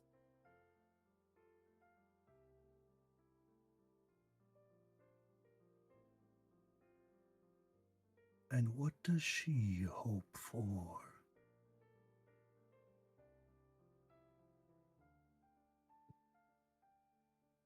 Some part of her hopes her sister is safe. Other parts hope to find herself. She went on this journey. Maybe she told herself only for her sister.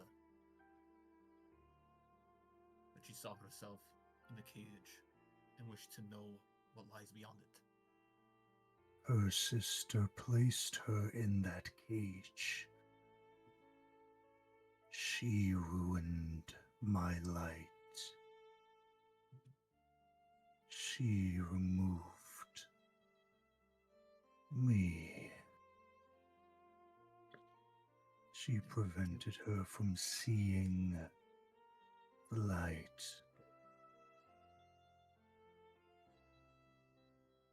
And give us the chance to help her see the beacon that she has inside. I am in no mood to spare mortals anything.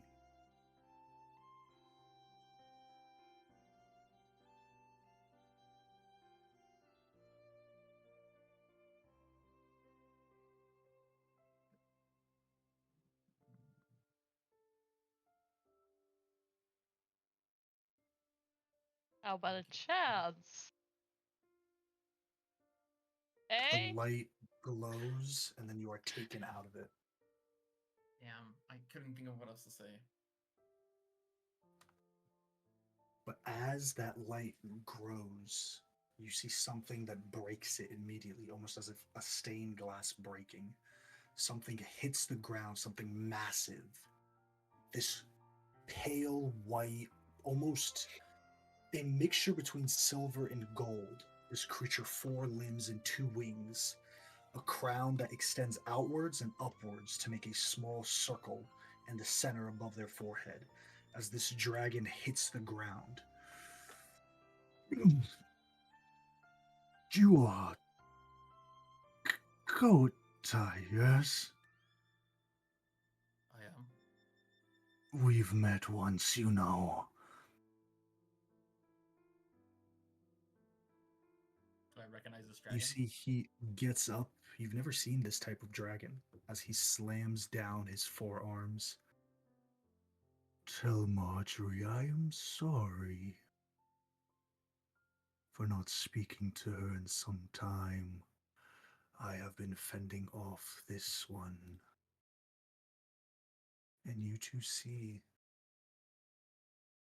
these yellow eyes above you in this space. These pure yellow eyes with a black iris staring down. And they shoot at this dragon.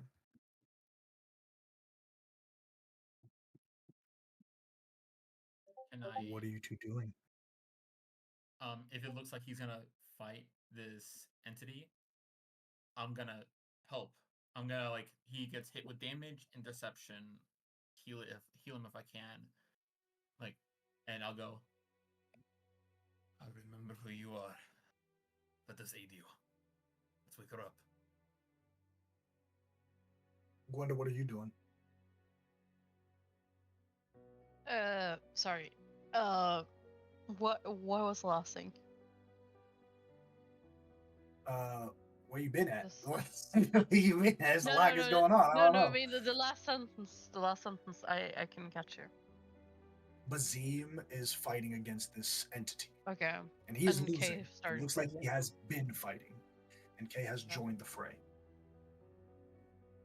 I Y'all ain't guess winning no I'm fight in. against What are you two doing to help? I need one actionable thing you can do. But we can't use one- spells, right? We could. Just give me one actionable thing. Don't think about what you can and can't do. I think like We'll start with Gwenda and then Kay. So Gwenda, you up first. Can the situation right now is that he's fighting them like two opposite forces, like the beams in Deathly Hollows, right? Essentially, he is flying Yeah. around, avoiding these massive eyes that are shooting these rays of light at him. Okay. Could I try to find reflective surfaces to distract the eyes from him for a second? Like You can try to distract them. There's no, you're in a void, Yeah. so there's no like Yes. setting. No. But you can try to but distract them and pull some of yes. the ire away from them. Okay. Yes, that's What kind check of. do you think would be the one that would pull that ire away from them? For me, I think either like a strength check, like trying to make myself as a bigger target, or like acrobatics or athletics check, running around. You can give me an intimidation using your strength. Yeah. Okay. That's what I would say. But before you roll that, if you haven't already, Kay, what are you doing? One, I'm getting with Bazim. I don't know if my aura will help, but I'm there if it does. And I'm gonna is it going from like all directions of light, or is it like a source that's shooting down at us? It's coming from all directions. I'm essentially gonna try to connect the power of like my tattoos and like the essence of what makes me a paladin to essentially share that with Bazim, like help him move, help him see, things like that. I am going to roll a bunch of dice. But first, I need Gwenda give me an intimidation with your strength, and Kay, I will need a Constitution saving throw. Oh, I was hoping for charisma. Okay. Natural one. That one. I'm sorry. 22. 22. 5 brings us to.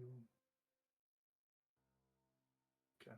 Bazim has been fighting this entity from the moment Marjorie has made a pact with it.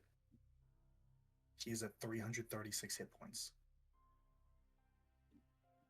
Can I use my reaction to reduce damage once? No. Let me reduce this 48d12 by 12. So he had 336 hit points, is what you said? And he just was dealt 337 hit points of damage. And you won't let me reduce it? Ugh. No. Well, damn. Bazim is fighting alongside you as you're trying to avoid these eyes blasting down at him. And as he's flying through, Gwenda, you're making yourself a target, and some of these beams come towards you. I have to make a really weird decision here as a character, as Bazim. Because what will happen is one of two things. Either I will roll a lesser damage for Gwenda and Kay, and I will apply it to both of you. If that brings you to 0, you are gone. Or Bazim will take that entire brunt. He is going to die. But he is going to lose this fight. But the choice for Bazim is I will take all of it and die.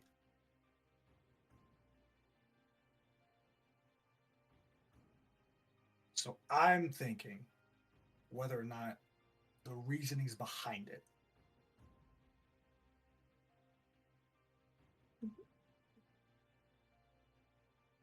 You pull up his character doc real quick.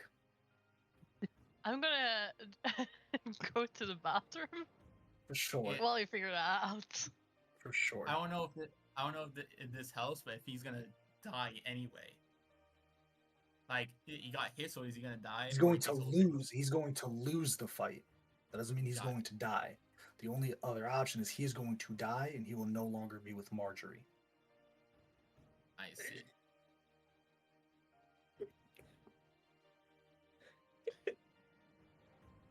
If it don't be the consequences of our actions. Man, this is starting to get Absolutely. brutal. I'm reading through it.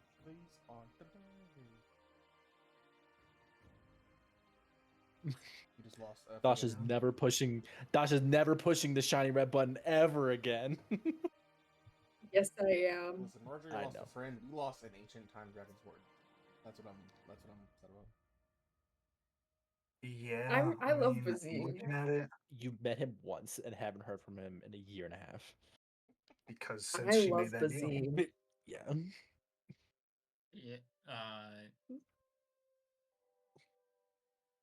Yeah. He was in his fucking apartment and the fucking Yellow King broke in. He was like, "What the fuck? Someone was already living in this house. Get the fuck out!" Yeah. This is You starting to came feel home, more there was like a a Grand Theft squatter in Auto there. like carjacking where you just throw them on the side of the road My and drive thing off. is- Bye. They're My fist thing fighting is- on the interstate right now. I don't know how many dice he's gonna roll for our damage, so this could just get rid of me and Gwenda. He rolled This will 4d8 be- d12. 48 d12. That's what I said. AJ, permission to roll 48 d12 for funsies to see if I roll higher than you. Sure. Permission- Just Yeah. permission to roll because. dice. I just want to roll dice. In my dice rolling game, definitely not. Oh, you lost. Damn. Oh, I just saw like Uh, 6 twos, so No, she won. She got Yeah, higher. I see that. Thank you. Well, okay, well that's the Right. roll we're I gonna don't use now. give me. This Yeah, is I'm sorry, y'all, definitely because I'm reading through his stuff and I'm like, would he really be like, I'ma take it? Did You know? did Kokotai's benefit give anything? It does. That's the only reason why he's making that. Why he's gonna make this fucking choice. It's literally I the went- only reason why. I went on him and gave him some of my power. I'm like, let's do this. Juice, tell Sarah I say hi, please. Hi, Sarah. Dasha says hi, babe. She says hi. The person I don't know on the internet I've never interacted with says hello. Well, I've interacted with like 5 times, excuse you. That was our 6th. Yeah, she didn't come back to Tasha's say hello to keeping you track though. for some weird reason. So is that really an interaction? Yeah, to me it is. I'm sure if you ask Sarah, Bro, she'll say at the this same. point, I'm gonna be honest. Marjorie, you flip a coin, you call it. One Okay. is gonna be one is gonna be Bazim, or heads is gonna be Bazim, or one option is gonna be Bazim takes the brunt for them. The other is they both take damage. If they go to 0, they're gone. And no one else is getting you out I because usually they can't do- do it anymore. I do really go to tails, so I want my friends to be tails. I always go for tails, and I'd like Bazim to die. I would not like that, but I would like that to be heads. Okay, because Tails never fails. I'll be honest, like, oh, you already So rolled. what's oh okay. Tails never fails. One is always got heads, you, 2 is always besties. tails. Bazim, Mhm. as you guys are fighting, Bazim rushes forward. He encircles both of you. The wings extend out, and the rays blast through his wings, cutting through them, leaving these gaping holes as he falls down. The eyes slowly start to close. She's his now. Tell her she was a good enough host.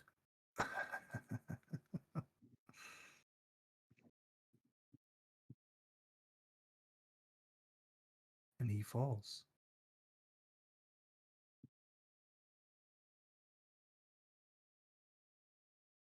Can so he's full dead. I can't Zim is gone.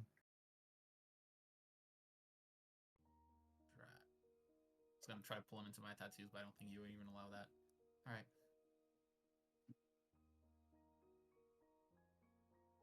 Arceus and Cedric. Oh boy, let's face the You music. two navigate through this snowscape once again. You don't know where you're going, but you have a direction. You just feel one. Until eventually you find in the dead trees, you see Cassian. In his hybrid form, he's panting, and he's surrounded by these bodies, both silver and steel armored and black armored alike. He's panting, his shoulders heave, his chest rises. What are you three doing?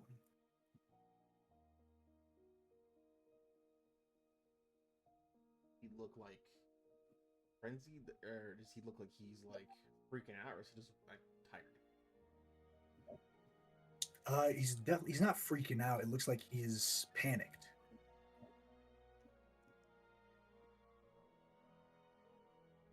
Gotcha. I mean, I just start approaching. Yeah, just kind of slow and just kind of like, easy, big guy. Easy. We're unarmed. Cassian, you don't know what you know and what you don't know. You've suffered what to you was months of mental and physical torture. And you see two figures approach you very hesitantly, hands up.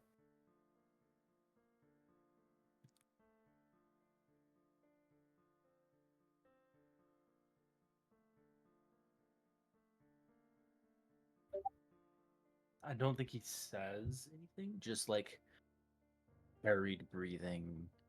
Just let nervous ticks. Is he armed? Am I armed? You're armed. Or just Yeah, you are armed. just like gripping and just like twisting the handle of my weapon. Just seems very out of sorts.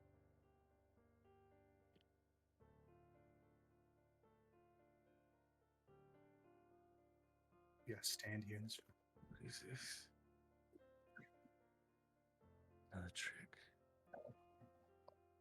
Another illusion. No way. Very clever, Ambrose. You keep on coming up with such clever ways to torture me. That's what he was doing. Doesn't matter.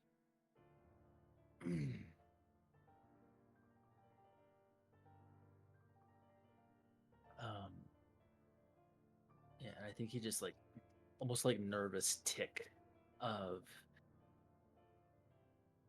drawing just like his just like grasping at his own skin a little bit, not even realizing that he's drawing blood in some cases. Just almost looks like he's withdrawing. I think, If that's a good way to explain his physical mental state right now. yeah. I think Ark kind of like, not quickly, but like closes the distance a little more. Cassian, steel yourself.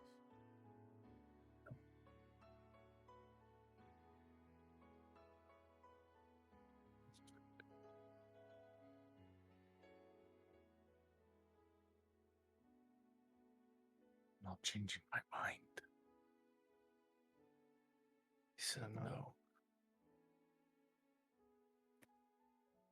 We're not asking you to change your mind. As Cedric kind of approaches and kind of kneels next to Ark. I let you down. My fault that you're like this. Why is everyone trying to take it? I asked for this. I asked for this. They keep on telling me that's wrong. They said that I'm not even alive. I'm not alive.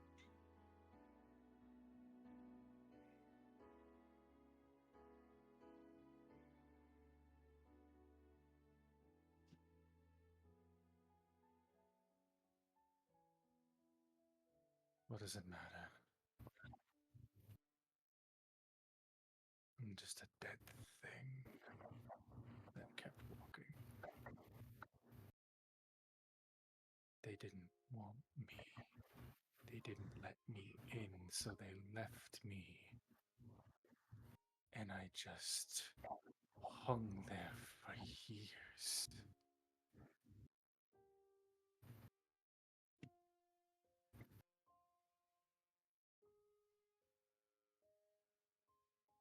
Will they let me in this time?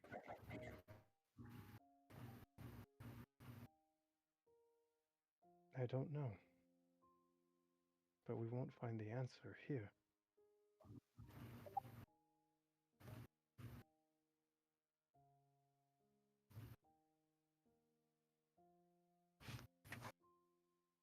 You're not just a dead thing. Dead things don't create memories. I have memories with you. Old, some new, some I haven't gotten to have yet. But it's your choice to be the monster that they say you are, or to become something greater.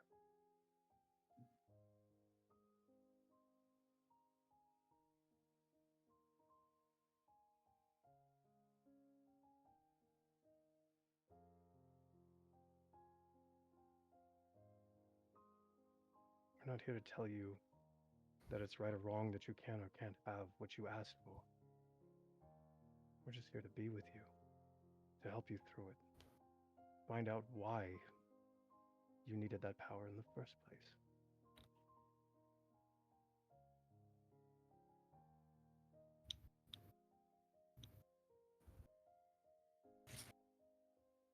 I asked for it because I'm going to do bad things with it. They took everything. They hunted us like animals for weeks.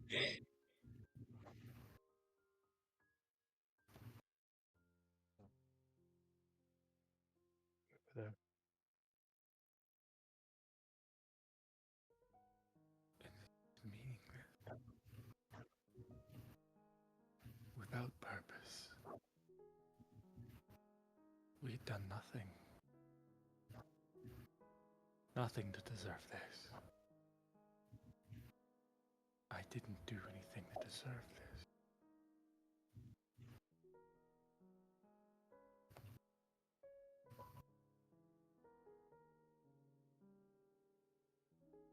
I didn't know it at the time, but I have fought your enemies before, and I will do so again.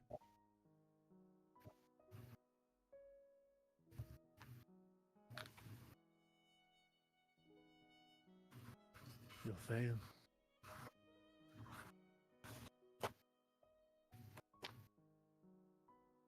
We might.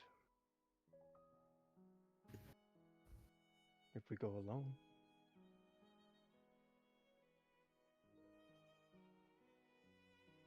You're always alone. I used to feel that way. Until I met you. And I left. Gave me a reason to leave too.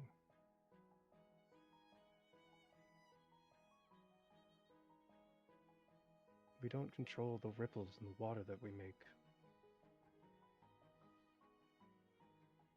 Sure, you might have influenced me some good. You might influence someone else to do something bad.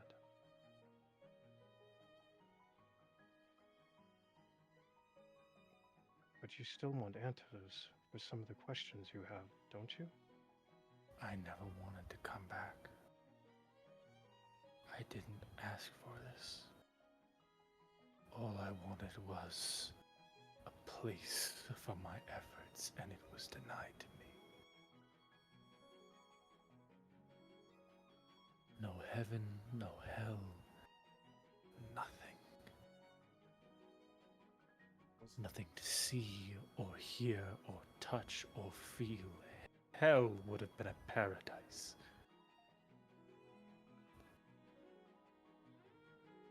wasn't given I just until woke up. you knew it again. You can't take an afterlife.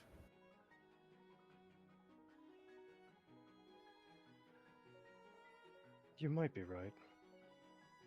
But I have it on pretty good authority that someone might have an afterlife waiting for you, or they wouldn't have sent me to find you.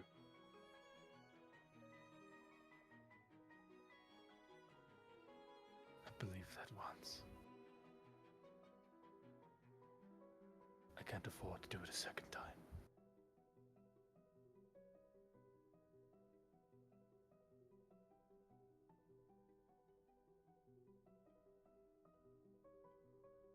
The reason I left that valley is because she asked me to. She plucked me from that hell and told me to start walking, so I did.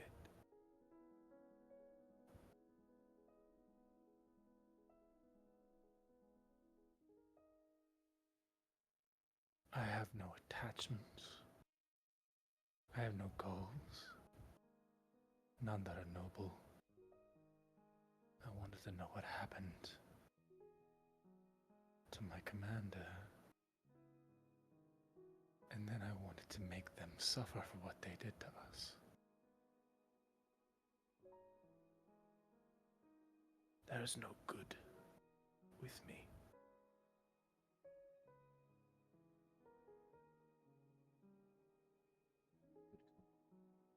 I don't know if you've noticed, but not exactly best people.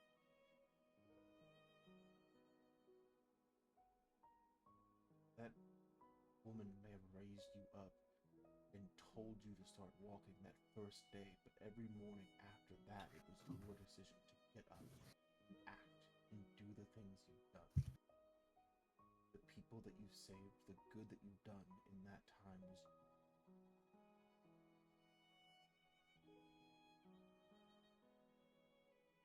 the bonds that you've created are yours, not hers.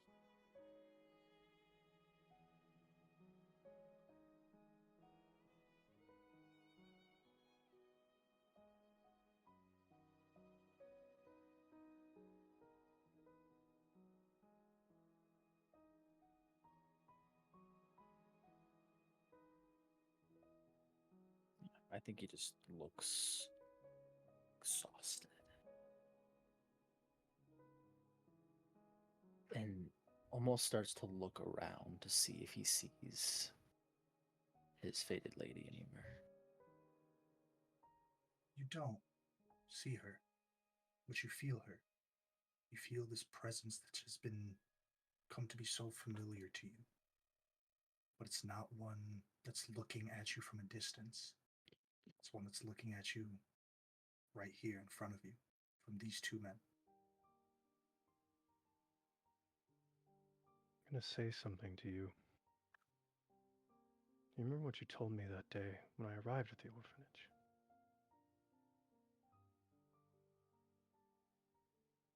When everything feels hopeless, all we can do is tread forward until a purpose finds us, even if we seek it not for ourselves. That kept me going, Lucius.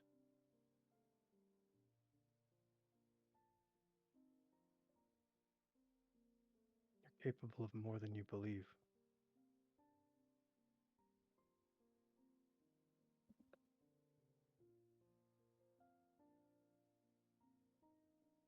I think Cassian thinks back to the first times that he learned how to pray with Elizabeth. And almost in the same mindset, just kind of asks out to whomever, what do I do?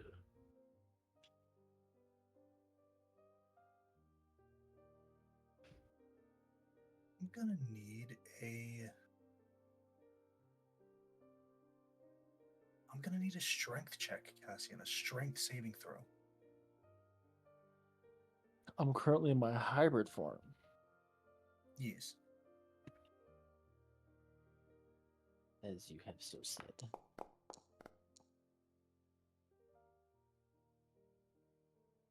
You don't get an answer that you're looking for. But you don't know what's worse, that you don't get an answer or that you don't get nothing. It's your time praying with your commander. You never felt anything back. You don't know if it's because these two have taken on the burden unbeknownst to you of the fated lady, or if it's something else. But you feel something. You feel something. But on a 9, there's no way to qualify what it is. There's no path forward that's given to you.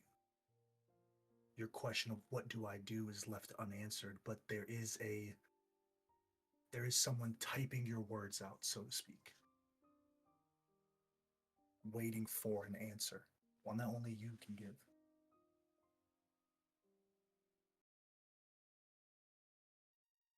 I think he's almost.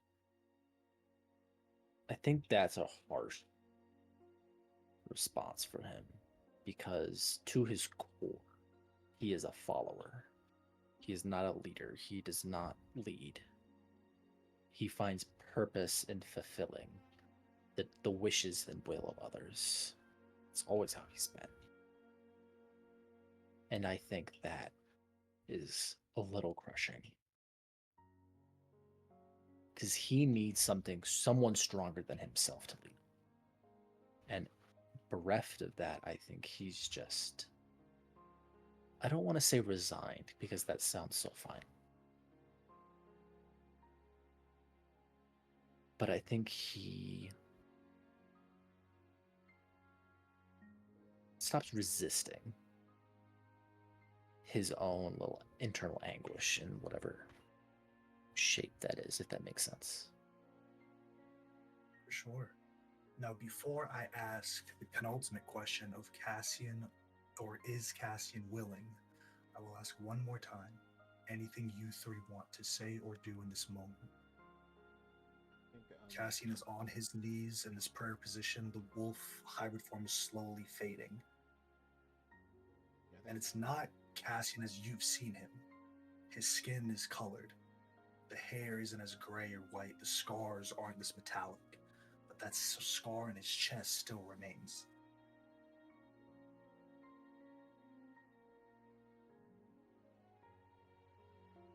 Yeah, I think Ark kind of gets down, kind of like to his level, and is not out of like a sense of like secrecy, but almost just like not really for any reason in particular, but he's almost like whispering. I have had men that shared a mother with me, and I've also had men that I've called brother. I know they are not the same.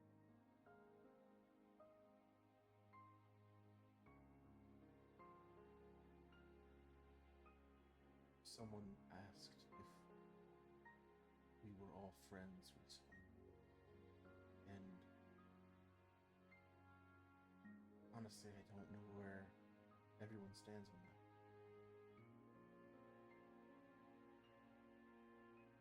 But I know that every decision I think about how it will impact all of you.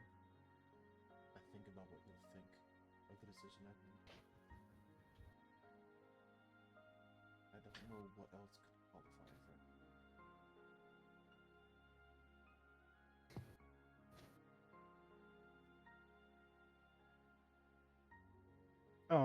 Cedric doesn't have anything else to say in this moment, and he doesn't want to take away from Ark's moment, so he kind of just comes around, taking like a wide berth to give him that privacy. And then once he kind of sees like Ark's mouth stop moving, like just kind of visibly watching his lips, not to read it obviously, but just to, give him that moment, he'll just very slowly take out his shawl that Manaha gave him and just gently wrap it around Cassian. Not because he thinks it's going to do anything, but just to give him the only shelter he can think of in this moment. Okay. I will come back to Cassian and ask you that question, but I will go to Gwenda and Kay. You are standing in front of a wooden door, a single door. You turn the handle and open it as you hear violin music on the inside. Her back to you in this sundress, the light peeking through this window. You see a beautiful garden estate outside of this window. There's sheet music in front of Marjorie. She's just playing this violin. And whether known or unbeknownst to her, there are tears streaming down her face. What are you three doing?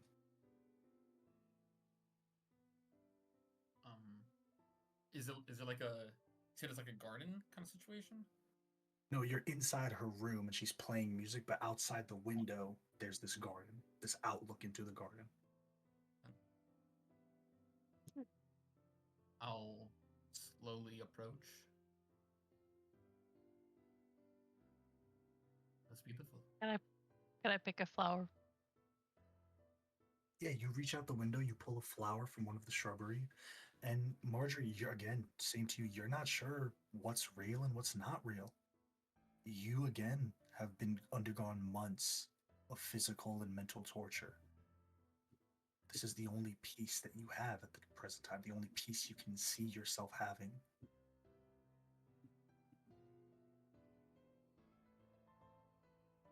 Can I see them? Absolutely. So she can actually like see us.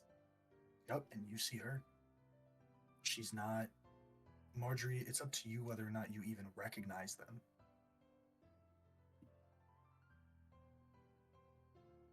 You're not real.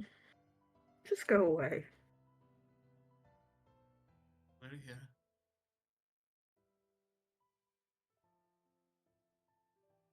No, you're not. Stop tricking me. Can I see if she's like I can tell that she's not blind. I can see her eyes, right? No, she is still blind. She's blind. Oh, okay. This is no trick. We have come to pull you out of here. No more pain in this, whatever this place is. We told you whatever happens, we would come for you if we needed to. And we're here.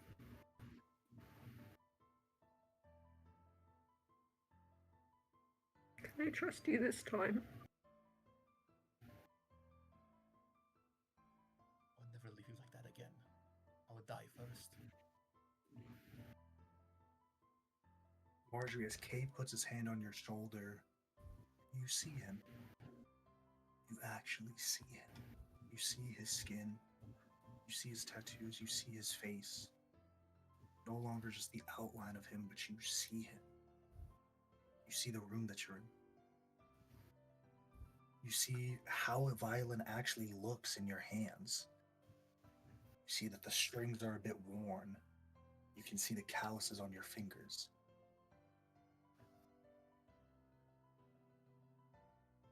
I think Marjorie takes a second to just look at both Kay and Gwenda, and then she's just frantically looking around her room, just trying to absorb everything because she's scared it's gonna go away again.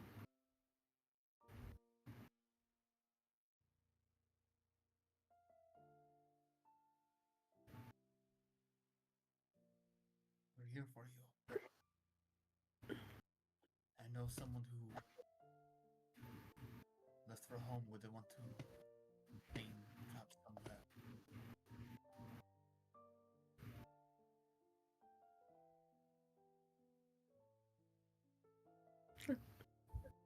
Let's go. I just want to leave. Alright, come on. Put my arm around her. Let's go. Marjorie, before I ask you the penultimate question, I will ask all three of you, is there anything else you three want to do in this moment? So we got no shards, if I'm right. I didn't say that. Okay. Can I try thaumaturgy just to see if it works? Does any spell work in here? It doesn't go off. What? It does not go off. I want to turn to Gwenda and Kikoatai. Where are the others? With Rosie. Are they okay? The others We are need you getting to get cast. Rosie. The others are getting cast, and then we're getting Rosie.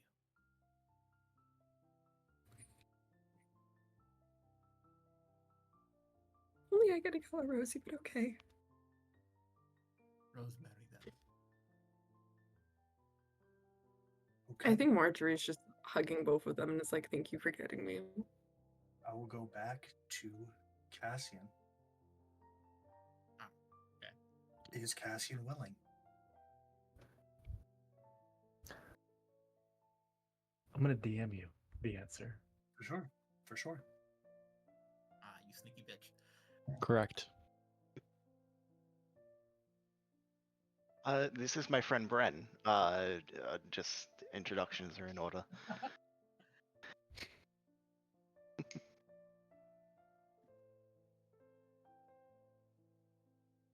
I was about to put a big long explanation as to my choice, but instead I'm just gonna do that.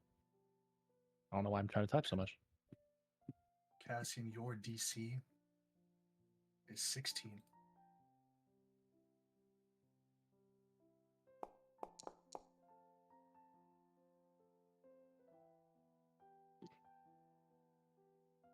Ark, Cassian, and Cedric. How Describe did to I? me what happens next. I'm about to cry. What do you mean? Like, I didn't quite hear you I say it think because you started freaking out. What do you say? Describe to me what happens next as the resurrection is successful. I think I pull them both into a hug, like a just kind of like come around them.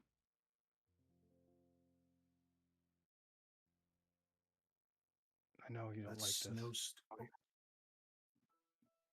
Thank you, Arceus. I could not have done this alone.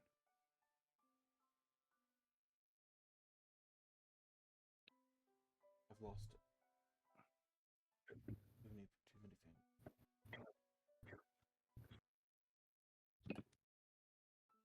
Me too.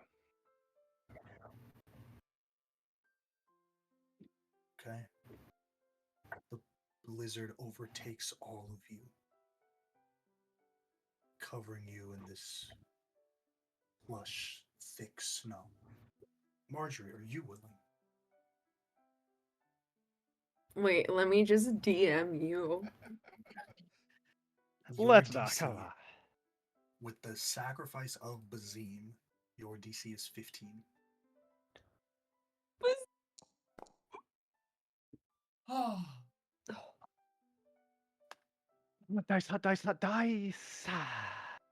Listen, the rolls were ass all night for these. For real. All right, let me. You three stand up.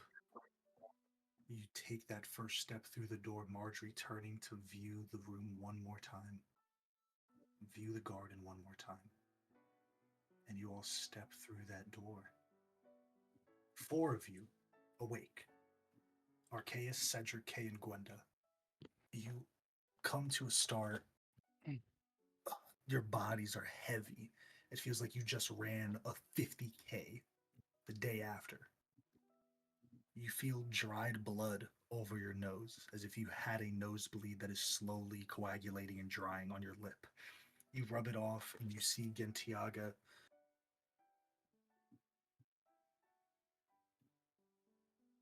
Take a moment. We'll begin the last one soon.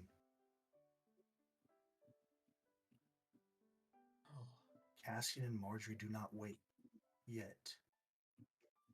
Their breaths are shallow. But there's a inhale and an exhale, a deep one. A rouse in their sleep. One that you haven't seen for weeks. Is there anything you four want to do while you're waiting to enter into the final person's mindscape? How'd it go?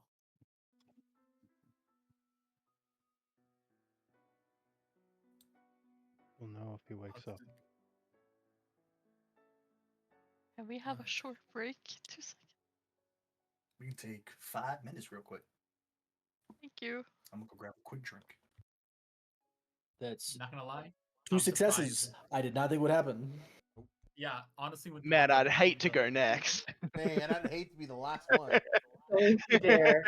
You cannot be Yeah. the one that makes me tell John that you died. The No, thing it's is, going. I can though.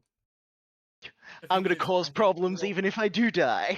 The thing is, it would be really Right at the easy end. So your for- DC's 10. Are you willing? No. No, I'm just kidding. Let me stop. Not- honestly, because it would piss off my dad. Also, I think it would Damn, be very real. interesting for Marjorie's story if Rosemary dies. I'm just saying. I did Bro, she's not going think the that would- fuck That too, home if but her also- sister does.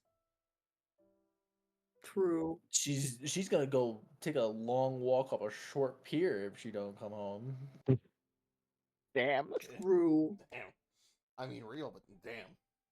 That's why I was saying, like, hey, get the sisters at the same time, because if you lose one of them, the other one's also gone. Hey, not For other necessarily. reasons. That's not what I meant, but it's not wrong. With the drop about Eos and Marjorie? Fucking loser. I was Yeah, suspicious. yeah. when he said Cassian that. is from the Yeah, it's the, fucking the Sigourn's telling his city. parents. Yep. That was his hometown. God, everyone That's trying why- to do a that's callback why to Wizard he's- Campaign 1 challenge. Impossible. So why he's an orphan? I almost Listen, didn't, but I also was did. like, I also honestly, did. if he's an I'm aware. orphan, this is why. It's because I didn't because make there was a any divine callbacks. war going on. I thought fully made it clear not connected my to- callback was egregious. Y'all are crazy. Me over here with my fully no connection to Campaign 1 character. Yeah, okay, Did I we'll miss see So a about memo? that. far, We'll so see, far. Until we find a bunch of gremlins in the believe Underdark, you. and you're like, Yeah. here's the Tinkerdink clan. the Tinkerdink clan.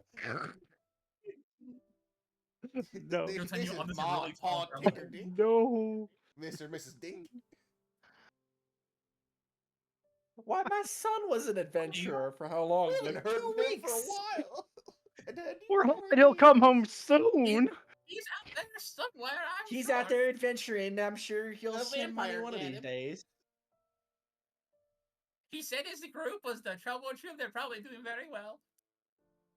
Also, Fable is on a tear tonight. She is in a Oh my different god, spot she's every been time I look up. screaming. She's been screaming at me right here. I literally had to like pick her up and like throw her a little bit because she was like, "You need to shut up," because this Hey, is the pissing me benefits off. I'm trying to play D&D. benefits of a God. cat is that Stop.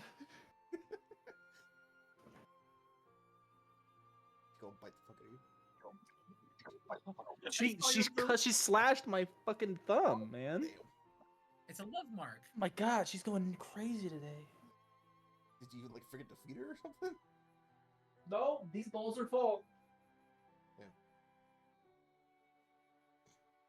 I It love was fourth I love hole, and seeing her little perch right there and like thinking back to your story about her like swatting you around a corner and being like, oh, that's where she was. Yeah, that's exactly what it was. I tried to walk right here to go to the bathroom or something, and this is what she did. Fuck you. No, I'm scared now. I'm scared now. She's on the wrong kind of energy for me to put playing that game. Listen, Fable, the I still guild kinda authorizes the hunt on Bryn. Kick his ass. No. Oh. I still miss when you're in your other place and the back was just the back of you was full black. Whenever Fable came around, it was like an eldritch tendril was her tail that would go by your face. Dr. Could fully Sill. disappear. Dr. to this day she's hit the scared me tonight. craziest tech on Bryn. I'll never forget it. I'll bring it up every time I can. I don't remember. You don't remember sending I do. Bryn a You don't have white to say it. picture so his face would I light do. up? I do. Yeah. Oh my Yeah. god, that was so funny. Fucking got his ass. Yeah, who's in the dark unlit room now? Quick You. splinter Ready ass for with a this? flashbang. Ready for this? Are we all back? Yeah, send her a Google Doc link. Wait, give me a send her second. Give me a zip- second to get to a zip really. bomb. Are we all back? It's super bright now. Cool. All right, everybody. Yeah, that's the thumbnail Bring it for back. consequences. Cool. We cannot have another session named Consequences. We can't. We're not going to. Don't worry. We have one I've every. I've, no. I've She already got killed the her name. draconic sugar daddy. I don't know. All right. Look, Bring it back. Let's all bring it back. Daddy. Let's bring it back. All right. You guys are standing here drinking in some water, taking small bites of bread, whatever food is in here, as again Tiaga finishes the ritual for Rosemary. Whenever you four are ready, lie down once again and I will begin. Do Unless this. there's anything. Oh, go ahead. I got nothing. We got this. You all fall asleep once again.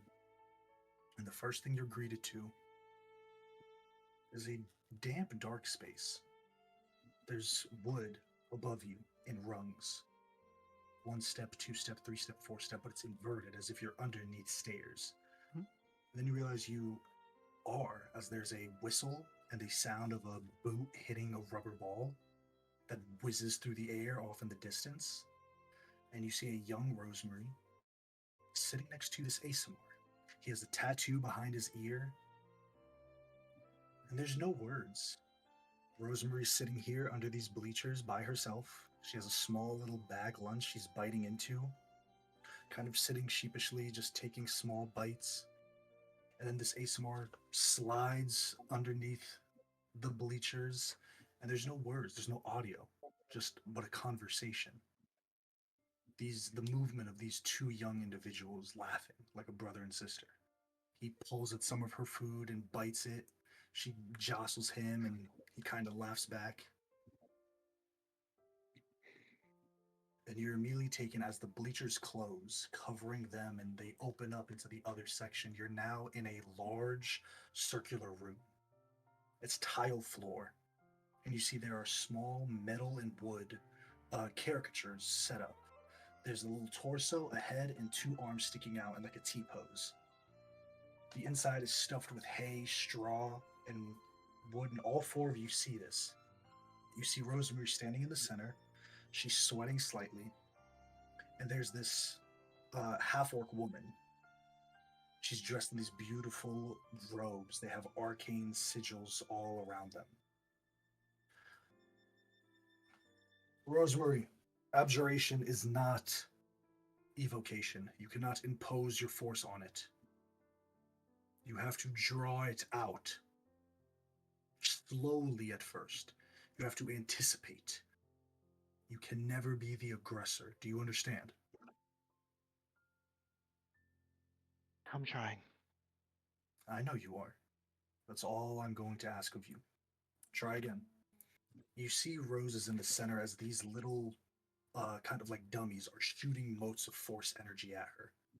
And she's struggling. She's attempting to put the shield up. It's being broken immediately and hitting her across the shoulder, hitting her across the face until soon she collapses, sweating as one mote hits her on the back of the head and brings her to her hands and knees. She's coughing and welts are starting to form on her skin. Take a second, and then again, Rose. You can do this. Come to see the show, as she turns to you 4 and addresses you. For more than this the show. Yes, well, our training is continuing, so I suggest that you take a step back and just watch and don't intervene. She'll never get better if you do. Again. And you stand there for a while, these hits. Rosemary's failing to grasp it. She's getting battered and hit and bruised.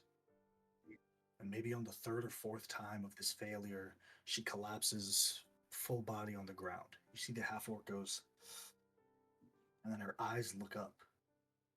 As oozing from Rosemary's body is this black, almost sewage-like ink.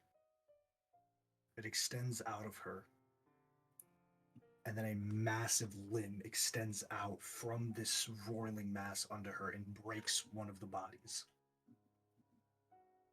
You see the half-orc puts a shield up over her and it breaks immediately. and then a limb goes wide, crashing another dummy. What are you four doing? I rush forward. I think if Ark sees Kay start to run, he just kind of puts a hand on his shoulder. I don't think we should intervene. So you said last time, and I'll go forward. I'll grab his shoulder Okay. if he starts to move. This already. Give me an happened. opposed athletics check. Opposed athletics.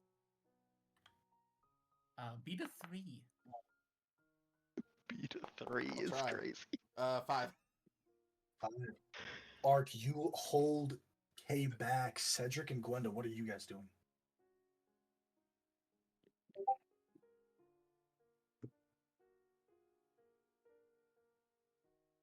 I'm unsure. To be fair, Okay, Cedric. I don't. I think I'm in shock. Disimmovable, but also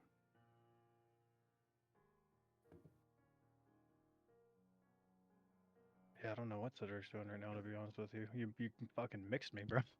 Okay. This torrent of these ink limbs extend again, breaking these dummies until there's nothing left. And then one shoots out towards the half orc. She puts this wide shield up, almost like a tower shield of magic, and it shatters immediately, hitting her, and her back hits the wall, and she falls to the ground. The door on the other side of the room opens, and you see people dressed in these robes. They're a bit tighter, almost like a double-breasted jacket, very noir style. They have hoods over their heads, and the second one enters in, they're grabbed and they're thrown across the room. Their body hits and they crumple, and you see like they're trying to force this down, like kind of stop this from happening. What are you four doing? I'm assuming Ark's not gonna let Kay go. You can attempt another check if y'all would like. As much as you want to, we can keep making this check. Can I Can I yell out for Rose? You absolutely can. What do you say? Rose, don't let this overtake you. Whatever you're seeing isn't real. We are here. Come back to us. There's no words heard to you, Rosemary. You're unconscious. The last thing you remember is training and getting hit by these force beads. I can get another opposed athletics check from Kay and Ark. Can I am I allowed to cast spells in this scape? It depends on the spell. I just want to cast suggestion. Each thing is different. Okay. That will not work, unfortunately. That will not. That's what I figured. Okay, that's why I just was like asking. I'm just looking through my options right now. It's a battle of titans over here. Yeah. Battle of Titans. Okay. Ark and Kay, what are you two saying to each other? Oh, go ahead, Cedric. No, the other thing. Could I Bane Rose to make it easier for them? Could I try to weaken her in that way? So you can't affect another person with a spell. Got it. That's the key. Okay. You cannot affect another. You cannot affect another person with a spell. But you can affect yourself. Affect an object? Depending on the spell school. There's literally like 3 things that you can do with magic in these mindscapes. There's literally 3 things. Okay. One is attack, and one is heal, and there's a third one. Can you affect an object with your spells or no? That's kind of meh. It really depends. If someone's like, I'm gonna do telekinesis on that thing and hit, like, no, because that's you're doing it on an object that's affecting another person. So no. But I cast a minor illusion of Marjorie in front of Rose. She's unconscious. She doesn't see anything. Oh yeah, it don't matter. She went unconscious during the training. I guess I'll just jump on her too. Are there? Okay, so hang on, Marjorie, you're dead. You're asleep. I love you. I'm kidding. Cedric, let me get to Ark and Kay first. What are you two doing as you guys are kind of wrestling, going back and forth? And Cedric says that he's gonna take off. And I'll waste a spell slot. It's what Kay would at least try. Just throw a healing word at Rose to see if it wakes her up. And if it doesn't do anything, I'll look at Ark. The last time you held me back, our friends came back and would not wake up. How many times are you gonna... He's dead again. Where did he stop? How many times? Aaron, you cut out. You stopped at how many times? How many times are you gonna hold us back and watch before one of us stays dead? She will get better if you interfere.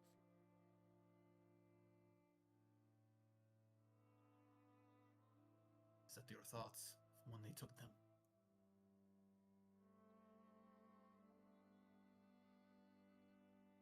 Nothing. Okay. So we're Okay, tussling. Cedric says he's bolting, and Arcus, you're kind of tied up with Kay, Gwenda. I have to. Can I go with Cedric? Oh, so you're running with Cedric too? I just want to press I know. past them to see if John is coming. That's what I'm trying to do, is just to get past where all the people are entering from, to see if I can see out to see if he is also making his way this way. Similar to Cassian's, there's a barrier, and you can't see past that barrier. Okay. Got it. Then And I'm not. Okay, so the situation is that Rose is down. Rose is unconscious, and this ink blot is exuding from her and attacking these what look to be like a policing force in this academy. Okay. Okay. Can I try to wake her? So are you going to her? Yeah.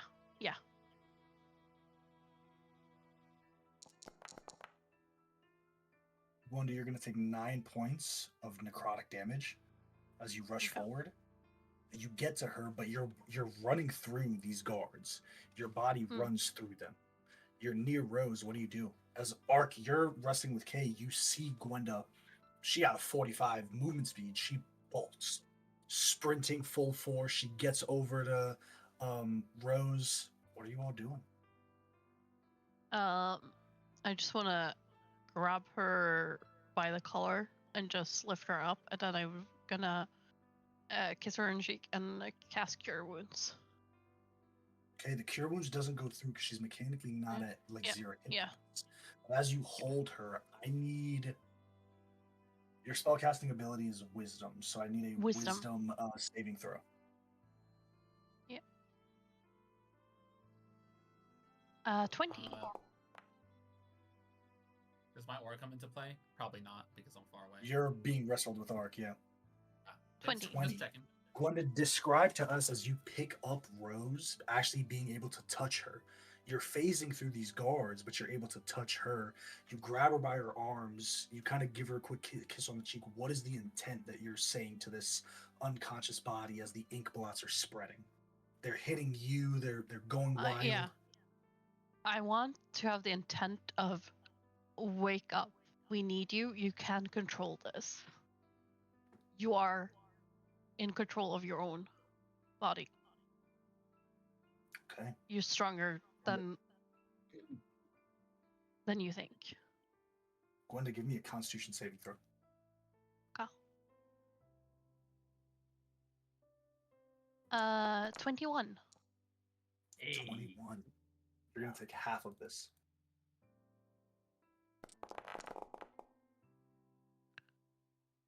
32 half to 16. 16 necrotic damage. Okay. I'm just gonna apply the damage. 16. Yeah. As you're holding her, you're kind of shaking her like, wake up. And you all slowly see the ink blots start to fade back. These guards, they slowly disappear. And you see this half-orc woman get up. And then, Gwenda, as you see her start to move, you're all of your heads whip at the first set of movement, the boots hitting the tile. Rose is no longer in your arms. But she's on her hands and knees in front of this professor, heaving strong. True abjuration is what, Rosemary?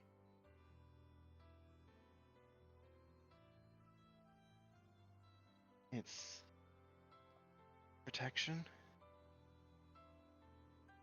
helping. Go on. It's...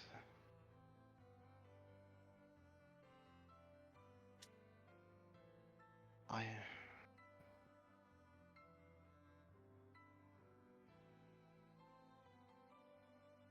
don't know. Why do you think you're wrong?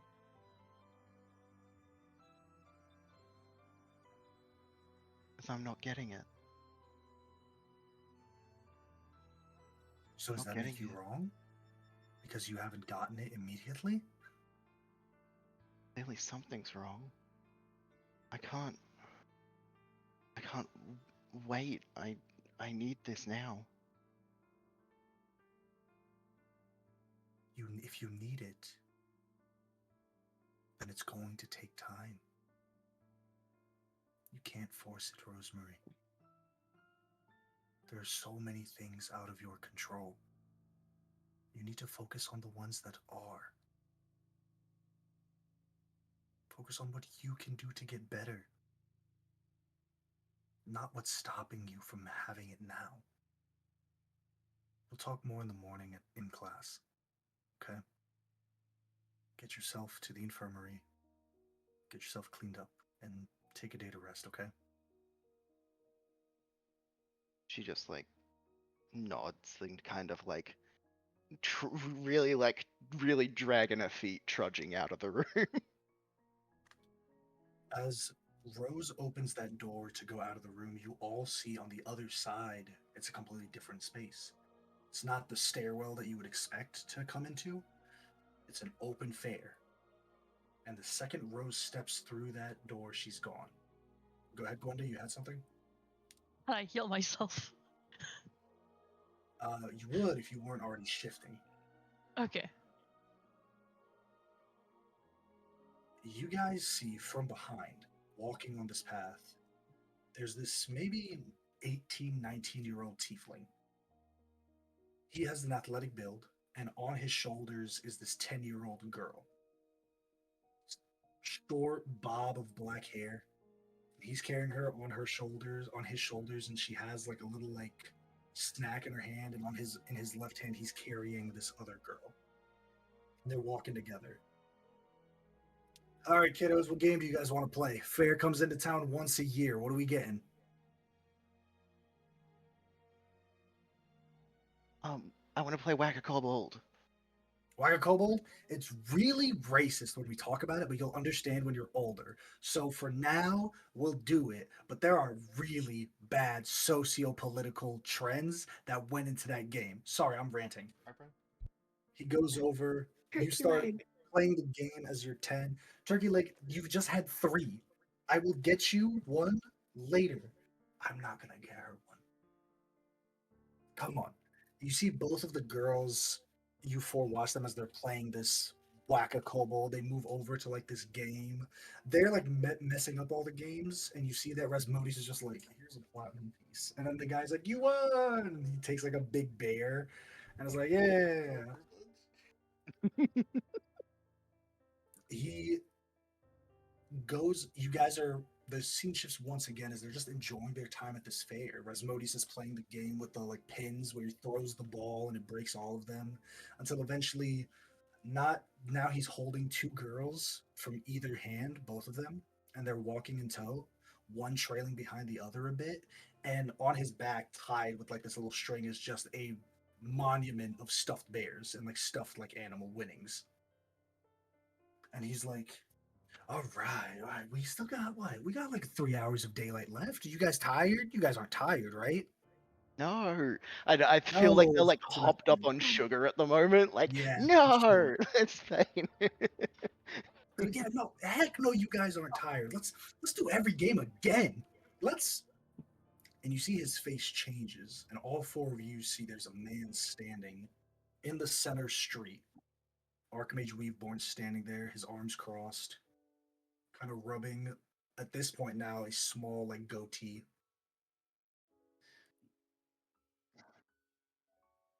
Rasmodius. Just father. Take them home. They just wanted to play. I know what they wanted. Take them home. There is an attendee with them. You see Rasmodius takes the two girls and pushes them towards the attendee. Take them home. And you see the Archmage looks at him as the girls get out of eyesight. They fade out of this moment. I told you to take them home. Yeah, and I told you I didn't want to. But you still told them to go home anyway. Excuse me? They need to be kids. You know better than anyone what our responsibilities are. I don't give a fuck about responsibilities. I care about my family. But that's obviously lost on you, isn't it? Rasmodius, you need to listen to me. No, I don't have to do shit, really. I don't. I get it, okay? I know why their mom left. I understand, Father.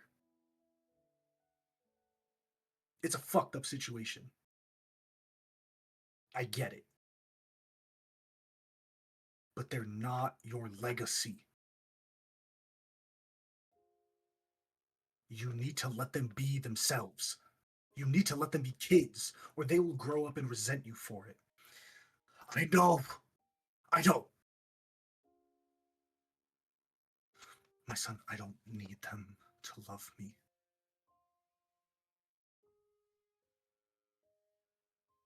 I don't. I need them to be better than I ever was. You are destined for greater things. But I need someone to carry on. We've had this conversation. I can do it. I'll do it so they don't have to. You're needed elsewhere.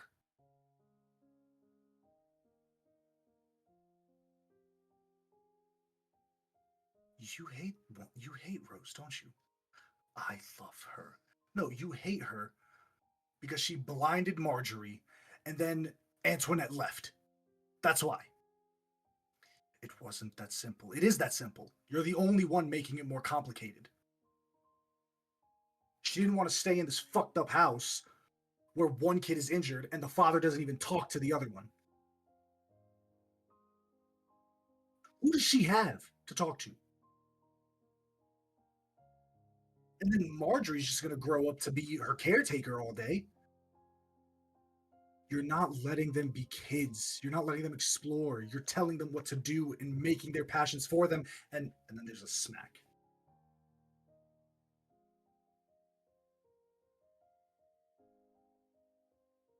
Son, listen to me.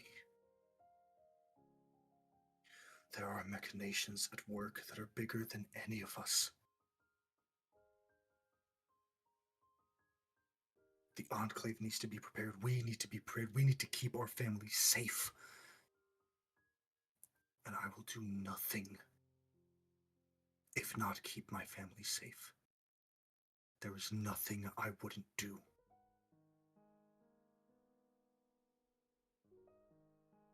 He pushes his arms off him. You can keep them safe as long as you want. And they may be safe for a time. But eventually, they're going to hate you. And they're going to leave you. Just like everyone does. He stomps off.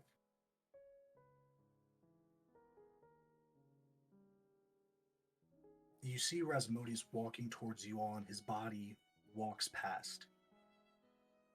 And you see there's that moment from the Archmage where it's like you want to cry, but you stifle it.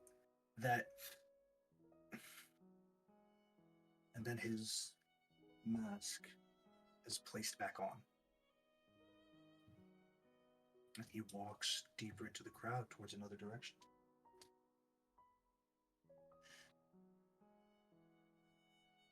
The fair tents turn into large alleys, high, tight walls, buildings that stretch. torrents of rain cascade down from the clouds. And deep in the darkness of the city, there is a bone-thin girl covered in a wet woolen cloak. Her cheeks are sunken in, and as she slowly rolls over with a cough, she reaches into her pouch and pulls out a small syringe filled with maybe like a 16th ounce left of tar-like liquid. I can get a medicine or a nature check from all four of you. Let's see. I think my medicine is not a negative, so I'll do that one. That's a nat 20 for me. Okay, no drugs.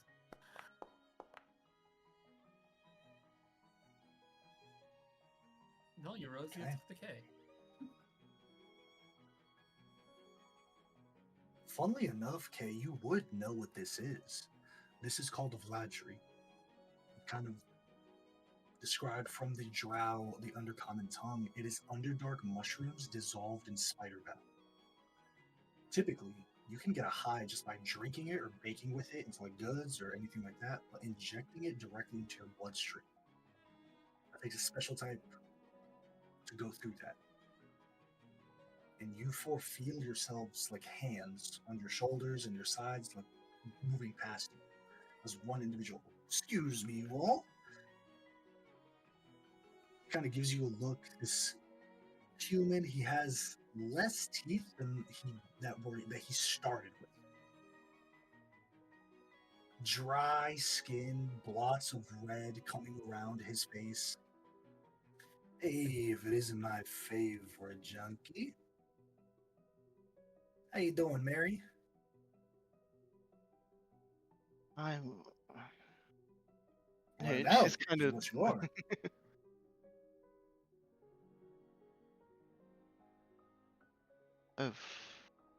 Have you got more? What's happening? What do you take me for? Of course I got more, but it doesn't seem like you're flushed with cash right now. She kind of like pats her like. I know. No. That's okay. That's okay, kiddo. He rubs a hand over her hair.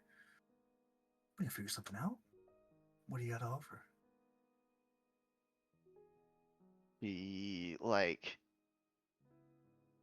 I can do things. She like casts like a mage hand and like flips up like his cloak or something. Like I can do something. What do you need? I don't need nothing from you if you don't got coin. Now, I might know someone who needs something, but if you want this, and he opens his cloak and it has small vials on the side of it, the same black tar-like substance. We gotta make a deal today. Excuse me, and he calls over to you for it. Can you guys like give a guy some space to work, please? Honestly, people. So what are we doing, Mary? What are you four doing? I think I'm gonna walk forward. Once I'm like, alright, he can see us, something's up. I'm gonna go forward. Does anyone else come with me? You don't know. Are you doing it or not? Alright. No, I'll go anyway. I'm just seeing. I just Cool. don't want to. Kay is moving forward. What are the other three doing?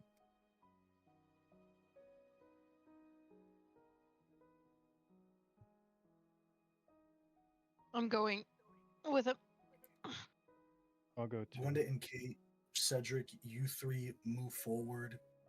He turns, yo, excuse me, trying to do some business here. I give these people some space, Mary. I just hoping I could buy you out, actually. Buy me out. How much you got? Pulls out 4,000 gold pieces. You go to your coin purse, Cedric. You don't have any gold here. Fuck, I guess I left my money somewhere else. Shit. Well, I'm trying to, if you wouldn't mind just fucking off for a second. I'm gonna sit by Rose. Does Rose interact with me? Like, am I getting reactions from Rose? Rose, you're just focused on the vials in the pocket.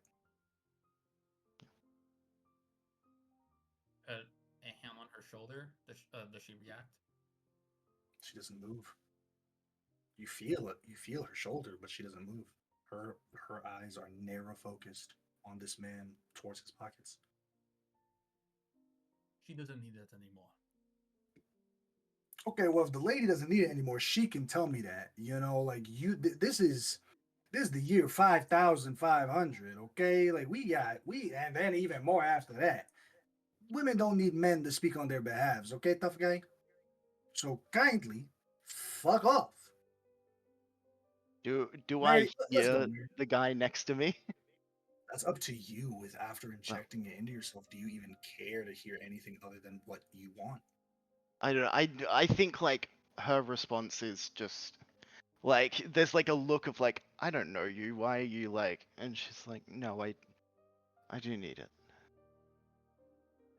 What kind of work? What I can. Mary, shut the fuck up for a second. Let me handle this, and then you and I will get back. Okay, just pipe down. You four, kindly get the fuck out of my business. With my nat 20, do I know what happens if someone takes this drug? It's too highly many times? addictive. It's highly addictive. You become like super addicted to it. You have like it's a psychedelic. Are these vials on like a bandolier, like on in his coat, or like In his jacket, like in little like sewn pockets that can be tightened. Like he's modified the inside to like allow little like placements, and then he's tied it tight. Does that make sense? yeah? So like in his jacket, no one's gonna carry this drug like out. Like you're gonna have to hide it. Yeah. Can I make a insight check if he's like affected by a drug, or is he just You can like give trying insight to check. push it? I have an idea, AJ. Also, 17. 17. He's not affected by it, but he's trying to like he's annoyed at y'all because he's like, I'm trying to make a sale. I'm trying to get offload this shit. Hmm. Can I? Is there any other person in this mindscape, or is it just? Just you Okay. four, Yeah. Okay. this and then this guy. I would like to try something if possible. go Oh, ahead, let's go to first. K and then Arc. Okay, cool. Arc. If I can, just because I haven't like spoken up or said anything, so I'd assume his attention may kind of mainly focused on Linda and Kay. I'd like to try to like not like like invisibility stealth, but just like make my way around like the other way to his like left side. Yeah, his left side, and just essentially try to like if they're in like a little like pouches, like these little vials, just try to essentially just like football like strip the vials out of his like coat. Okay, I'm gonna say that's not gonna be stealth. Like stealth is to get around him. Knocking them out is something different. Does that make Sleight of sense? hand, maybe? I would say probably. I need 2 checks from you, Arc. I need a stealth using your charisma instead of dex because you're not like he knows you're there. He spotted you. You're not gonna be able to like just be like, hey, I'm gonna disappear, you know. So you're like casually like walking to the other side of him, and then I need to slide a hand check. And depending on the first roll, it could give you advantage or disadvantage. So just regular stealth, but with charisma instead of dex. So it's -2. Right, no, -1. I have 1 less charisma than dex right now. So plus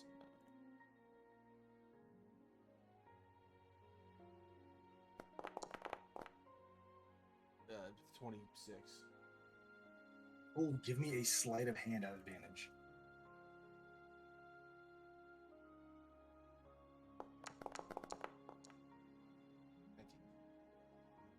19. Yeah, as like he's arguing with Gwenda, Kay, Cedric, you knock the vials down, it shatters and hits on the floor, and you guys watch as Rose immediately lunges forward, trying to grab the liquid that has hit on the rocks. I guess that's what we Can I grab her? Yeah, give me a athletics check. Can I help with that?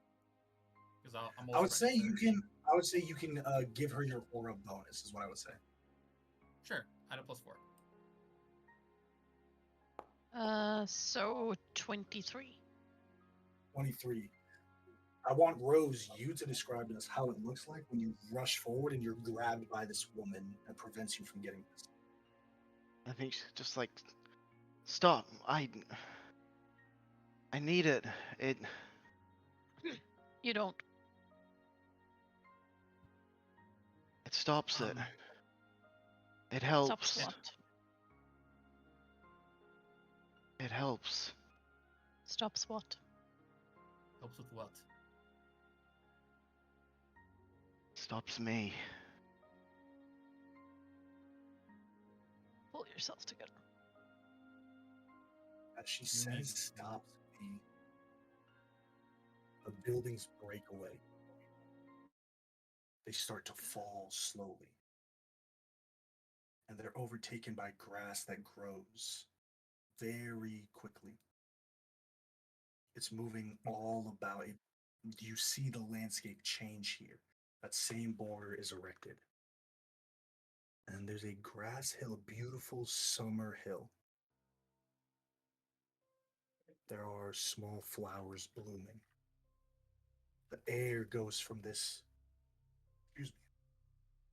this dense, thick rain to this beautiful summer night. A younger Rose, a bit younger than you just saw her, is sitting on this hill next to this reddish gray tiefling. And she's smiling and laughing. There's a flower in her hair. Rosemary, these last few months spent with you have been amazing, so I got you something for your birthday. I know it's coming up. He reaches in and pulls out a very well-made necklace. It's not gaudy, doesn't have all the pearls, but it's just a small little necklace. May I? Yeah. He puts it on Rose's neck and clasps it. I'm really glad we've spent the summer together. Yeah. Been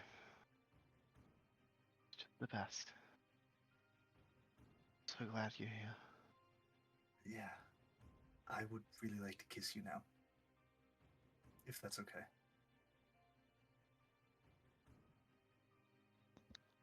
You all watch as they take their first kiss. There's an unnatural tenseness in Rose's body. And that grass is burned. The hill dissipates, Rose is gone, and there's nothing but a darkness. An all-consuming darkness. And a ring of fire alights. It burns in a circle. And in the center is this same reddish gray tiefling.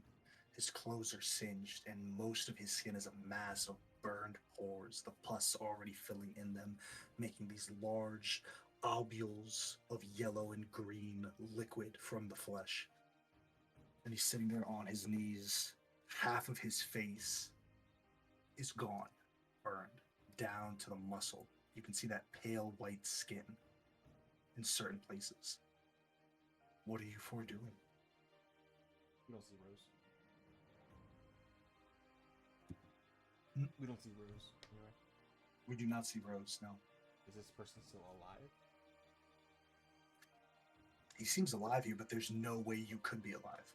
With the injuries this man has, there's no way you could be alive. But does he look like he's breathing? He's breathing. He's panting. But just on the injuries, there's no way you could be alive. There's no more hill, there's no grass, just darkness and this ring of fire. I go up I'll approach to him. Like, you see he's like kneeling, right? He's down. on his knees, yeah. I'll just like mirror him so that I'm like looking at him. As he turns his head up, you see that the skin around the eye is completely burned off. It's just an eyeball.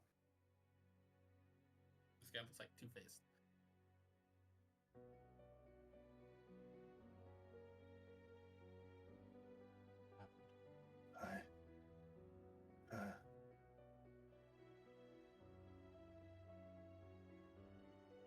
What do you do, Ark? He said what happened. What happened? Yeah, you cut out, AJ. Sorry. I am the tiefling. Do you know the intensity flames must be to leave me like this?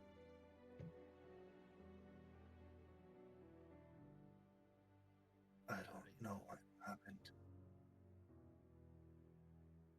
I got her a gift.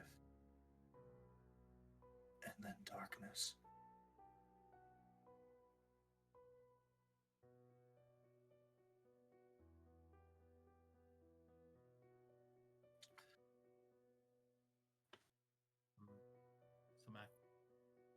Some accidents are more costly than others.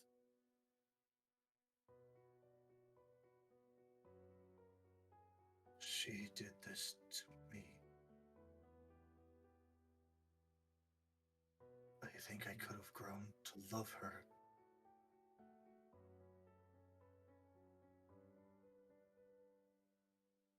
It was none of her own volition. There was no malice. Does that make it better? I Should I think- feel safety in No. that? No. But I assume her passions run so deep for her that she was overwhelmed and lost control. The flame burned brighter than those passions ran deep.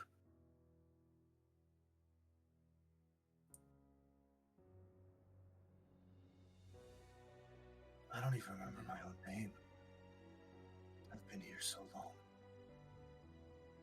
Because she won't let me go.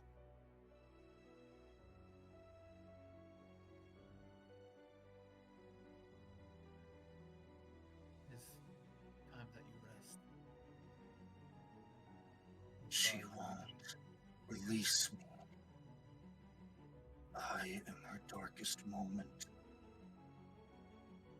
And she won't let me go. Do you still care for her? I don't care for anything anymore. I don't know anything anymore. I've just been here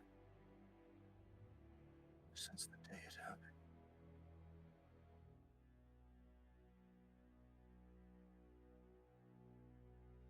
Then he turns, and as long as she keeps me here, and he is looking past you, I don't have anything to give you. As you turn, you see in the distance this large yellow cloak. They're standing maybe 500 feet away. The flames from the ring illuminate him as there's this crown and a mask affixed over where the head would be. You don't see any limbs, you just see a wide, almost rectangular body of yellow cloth.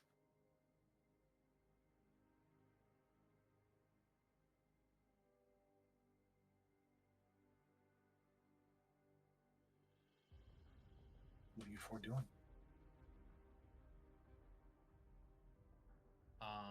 How far away is this figure and how big are they? Like 500 feet, and they maybe appear to be like 15, 14 feet tall. Got it.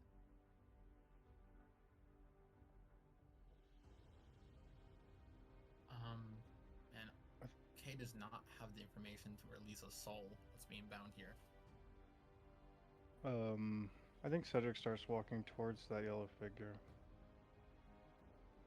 It doesn't move. It's unmoving. Go ahead.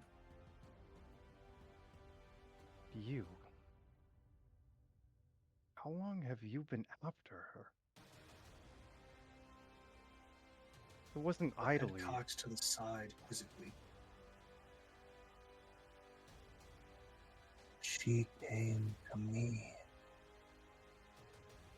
I merely took residency here.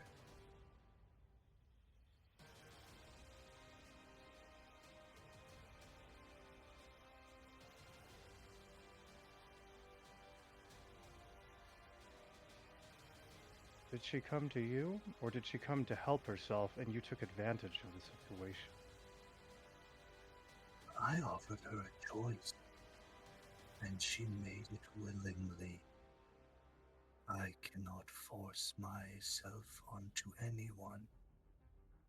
That is not my nature. I am here because she wanted me to be. And what about now? If she wants One more time. Everything cut out. And what about now? She wants you here now? Now, her compliance isn't a factor.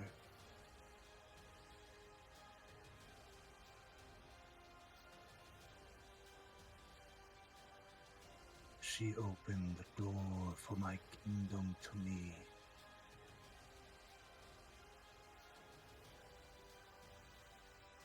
It is a sordid affair that she would mull over her own choices with regret.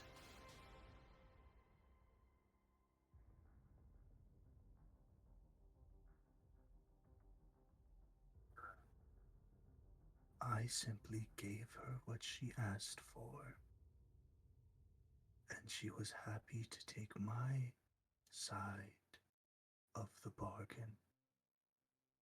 So now she must fulfill hers.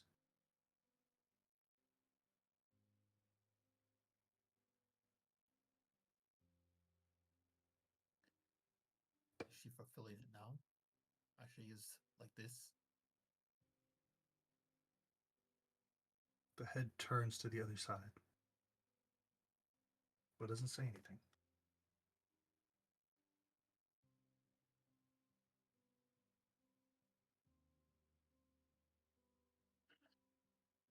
We need to wake her up. If you are not going to help, then you can leave. And let us do what we came here to do. I'm sure that you want her walking around as much as we do, for your own reasons. She cannot fulfill whatever bargain she has if she is dead. I need a wisdom saving throw from UK. Depending on that wisdom save, I will need a persuasion check with advantage or disadvantage. Okay. A wisdom save? Mm-hmm. 11? 11. Disadvantage persuasion check. Nah. Oh, 15. 15. That's bad for me. I do want her. I will aid you in returning her. But you all must pass on a message to me from me.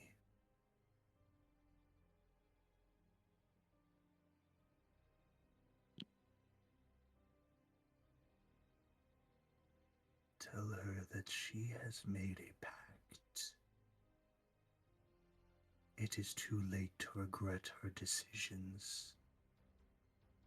Should she keep spurring me and rejecting me, I will take back what I gave and more. This state she's in will be an Elysium compared to what I will bestow upon her, unless she worships her king.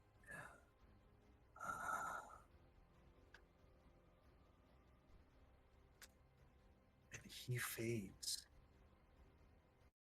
And as he fades, so does the blackness around the area.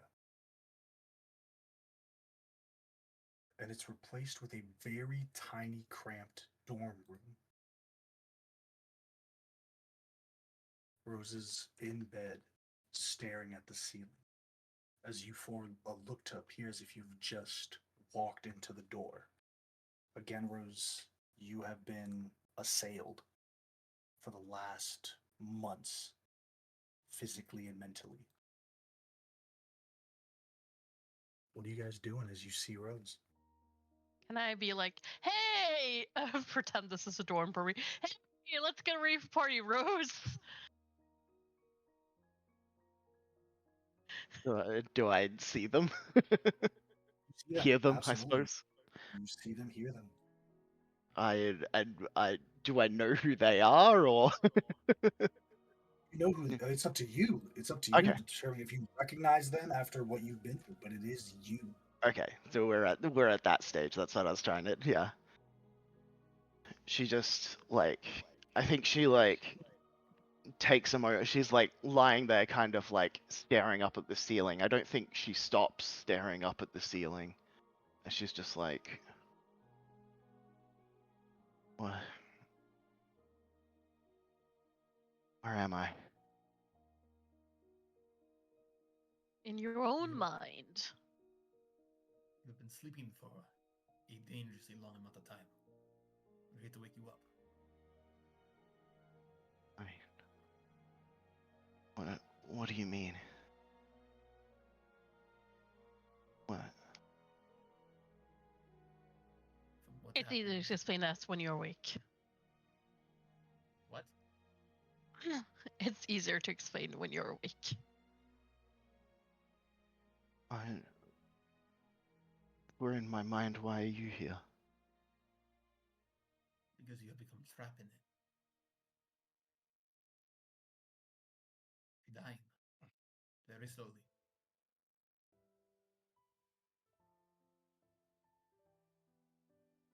Okay. That's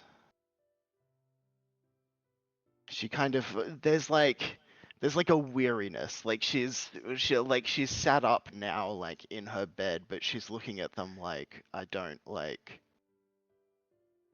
this doesn't seem like there's definitely like a trepidation like when No. We I- released Cassian. Your sister was also trapped. Marjorie, is she are they She's okay? okay. She's okay. You got her out. Now it's your turn. We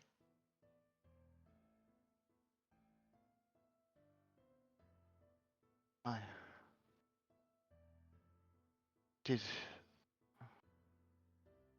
she like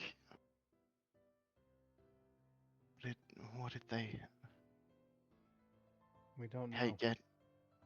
We get me out lost. then. You she like I think there's like a sudden jolt of you you let them take us.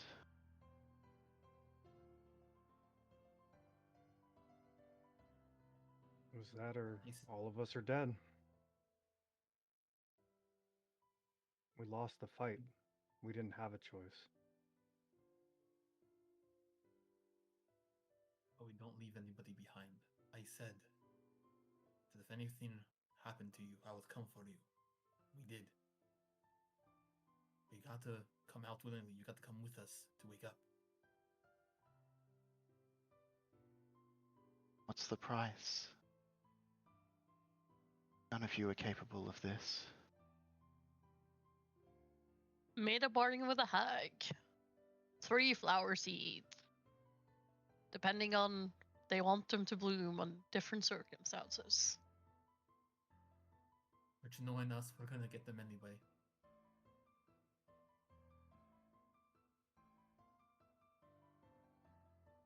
But if you're willing to, we're all willing to make prices for each other. You don't leave anybody behind.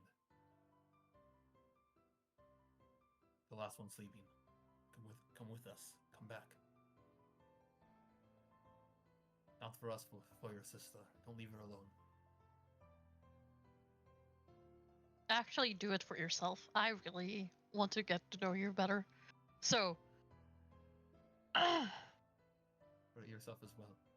You didn't leave home just to get trapped in your own mind.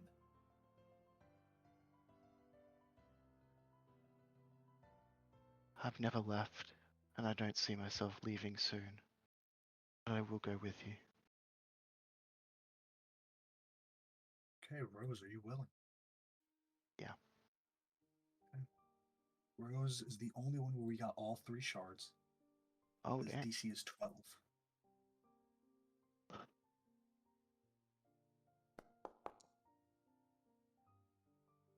Good thing too.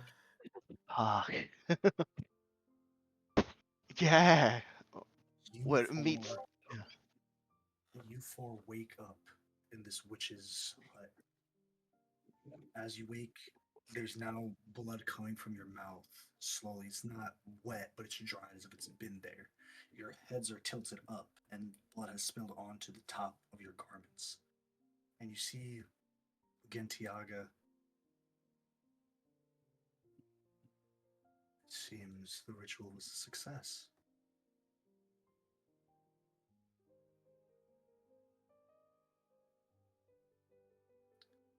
Then our Yes. bargain is fulfilled and our pact begins.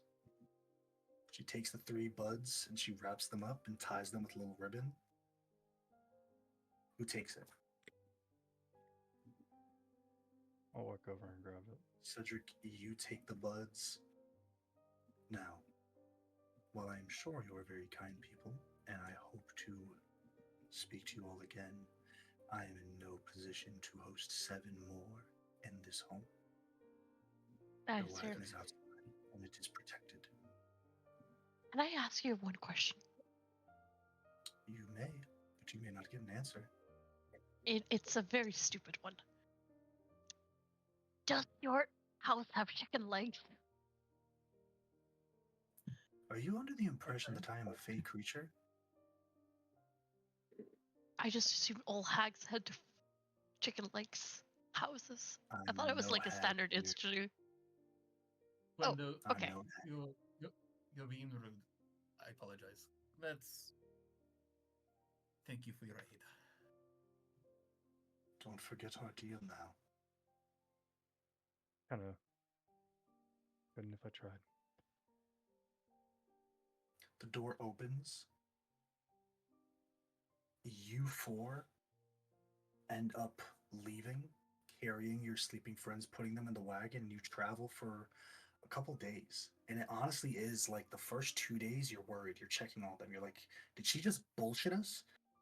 There's talks of like, all right, we're gonna run back and beat that bitch's ass. And then on the campfire of the 3rd night,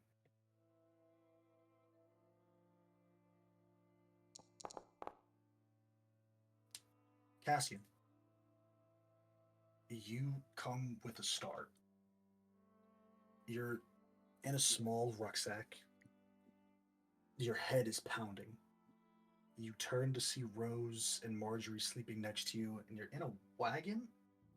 You hear voices outside. The events that happen in your mindscape, they come back to you very slowly, but they're blurred, they're hazy.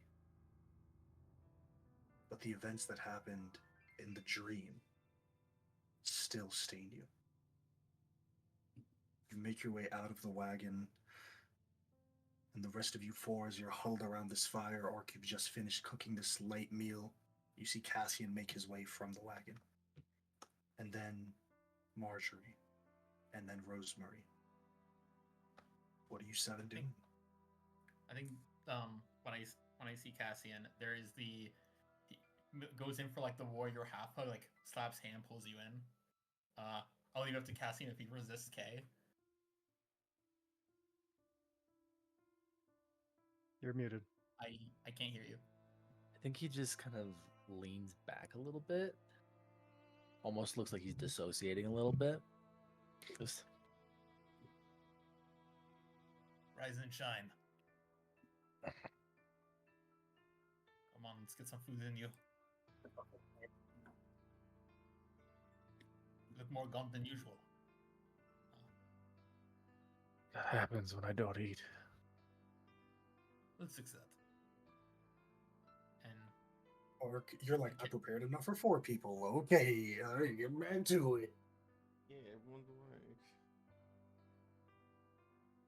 I think unless someone else wants to go, because I know I just did something. The first thing Marjorie will get is a 100K. What do you I remember? think Go ahead, Citra. Just a general question to 3 of them. What do you all remember?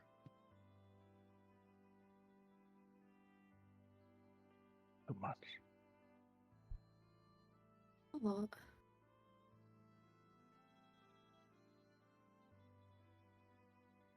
How are we? 2 days south of the Cassia Swamp.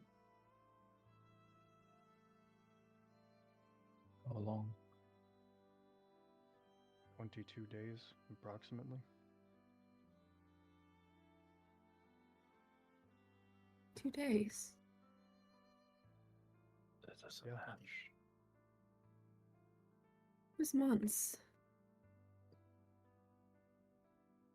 How long were they gone for us? Like a week or two? They were, so the events after last session were 2 weeks. Went to Gintiaga's, 3 days here.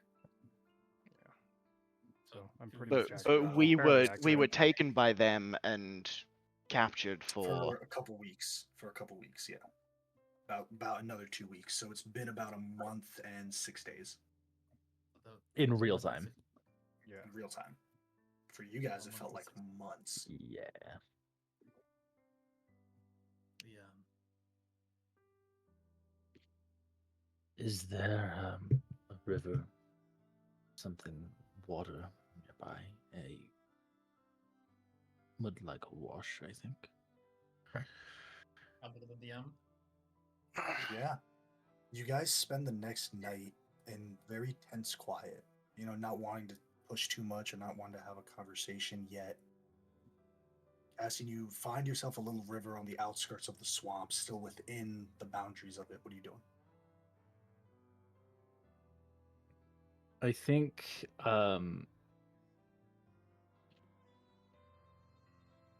yeah, I think he just like goes full just like lays in the river almost, like trying to let just the stench and just everything just kind of go away and just kind of relish in the cold of the water. Okay. As just a way to ground himself right now. For sure.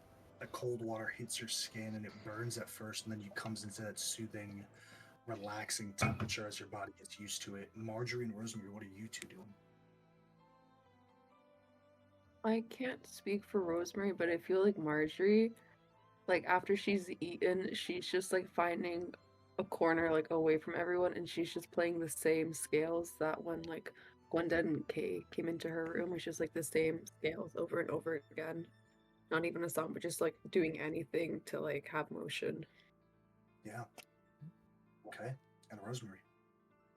I think Rose is like, she's like sitting by the fire and she's just like still as anything. Like I think she's got like her head down as much as possible and she's just like dissociating, like just staring into like the fire.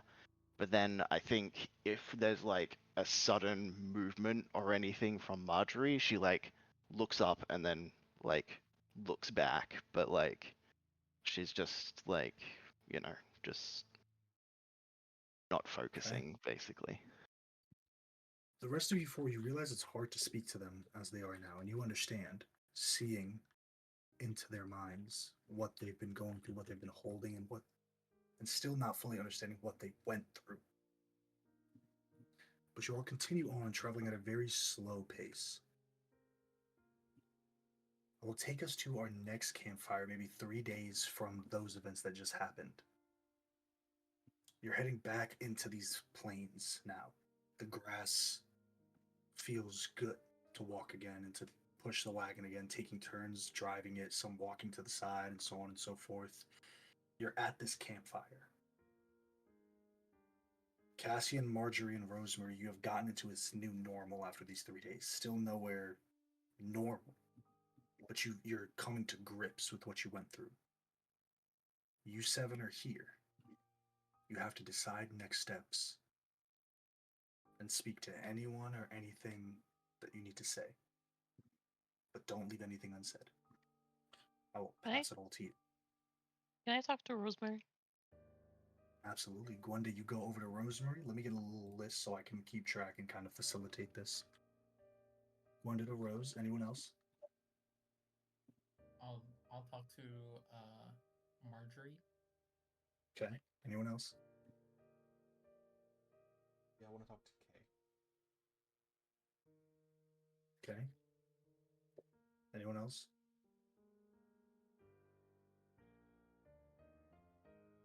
Can we have a group combo? Absolutely. I'll do group at the last. All right. We're going to start in that order. Gwenda and Rose. Rose, where does Gwenda find you by this campfire?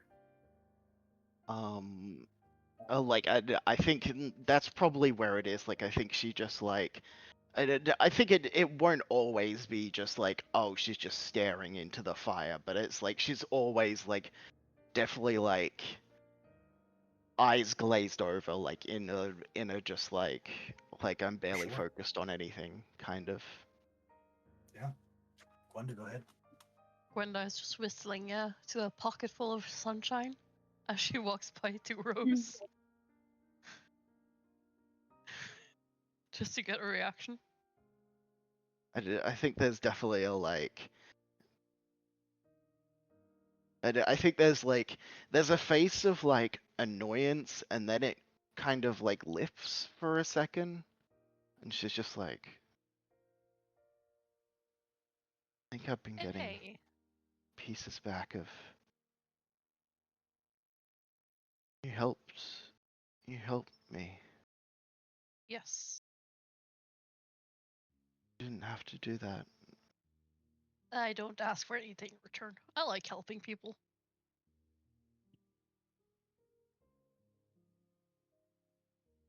But that king of yours. That king of mine. Yeah. Not happy. Oh, Just saying, passing out the message. But this is not where I came here. I'm glad. We need to get out of this funk. You guys are seriously traumatized party members. What the hell happened in all your childhoods? Oh, in childhood. So Yeah. we're gonna walk some kobolds. I made a little setup here. A what? Whack some kobolds like a carnival game. Water kobolds has actually been outlawed for the last 10 years due to being overly racist. It Oh, was, I still, banned in certain. but I'm kidding. I'm kidding. I still made it. The socioeconomic Just this economic impact. misshapen Anyways, box that's uneven and just like with little holes, and it's like Is her there's hand with a movement in sock? there. Yeah, it's like no, there's movement in there, but there's nothing coming out. Like there's no like thing sticking out, and you look inwards and you just see like rats and buddies in there. You're just like, Linda, when did you find time to make this? I have a lot of hobbies that I've left and abandoned over years. There's just gonna be you get used to it. But you need to let your emotions go into whacking this. Come on, let's have some fun. Have some beer.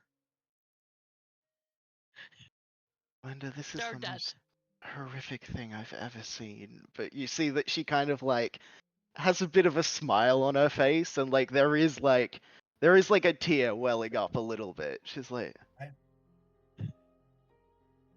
I give her like this made mouth Gwenda's like, thing. come on, shakes the fucking box, and like eventually one like rat sticks his head, like screeches, and you're like, oh, I missed.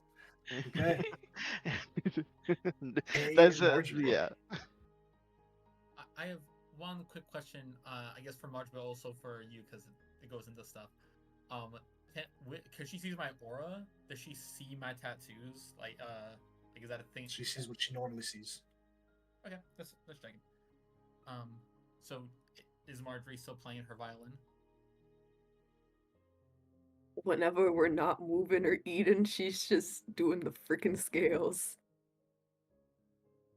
I think Kay walks over and kind of sits behind you, so you guys are almost like back to back. And you hear him strum the string on his instrument. Can I join you? Go ahead. And I'll play the music with her. Okay. We saw some things in there. I know you probably don't want to share it. If you ever need to. What did you see?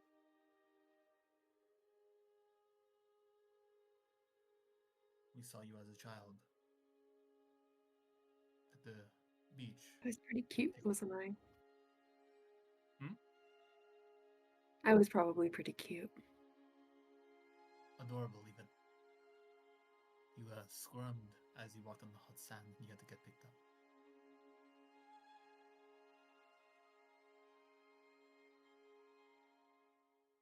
We saw.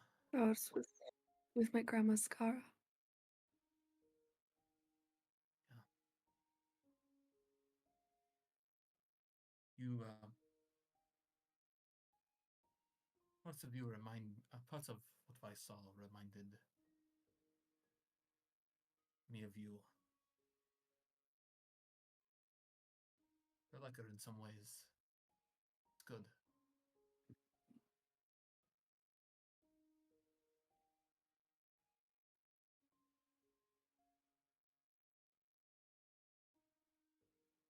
I'm here.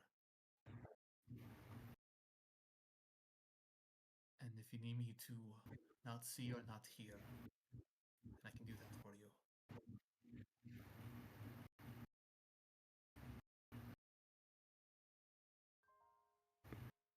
I'm sorry it took us so long.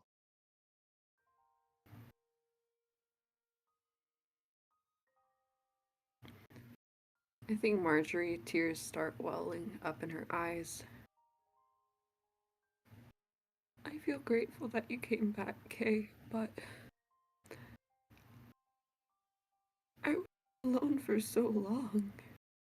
It felt like months in there. I thought you guys abandoned us. Never.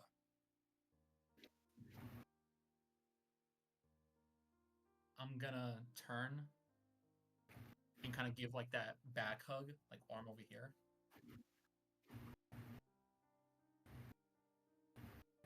Even if it's to a cavern's edge or a crevice below, we leave no one behind.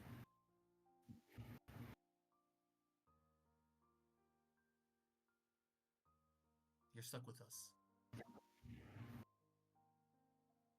We're stuck with you. And I would have it no other way.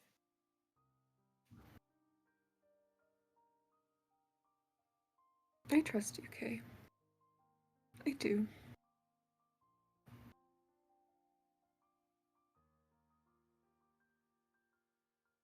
I think I trust you as well. And I'll admit that is not an easy thing.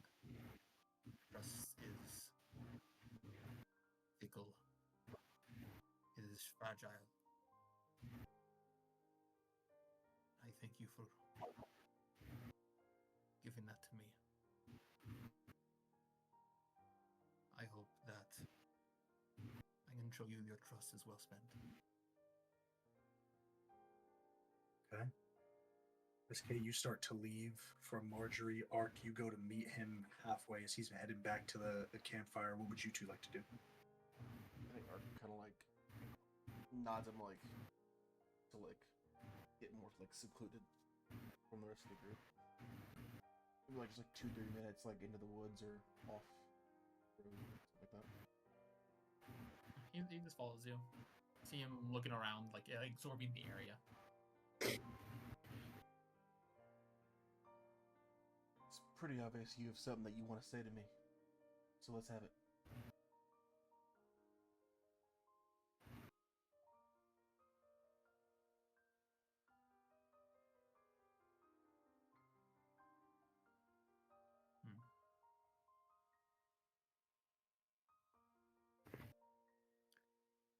I want to thank you.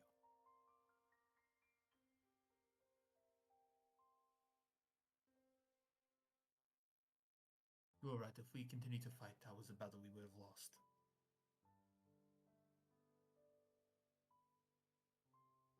I know that I can be impulsive.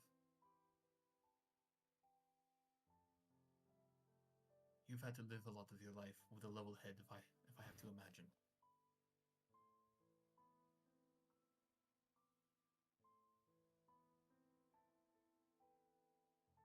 But I would, if you were the one that fell asleep, then I would die fighting to make sure you woke up. And I'm not sure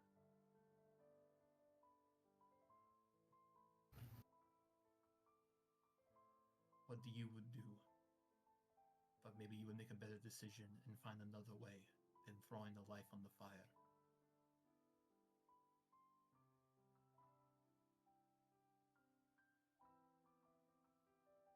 I do trust you.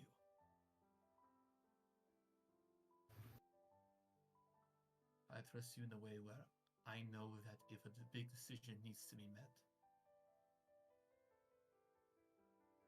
if there's anybody that needs to step in and help make that decision, it's you and me.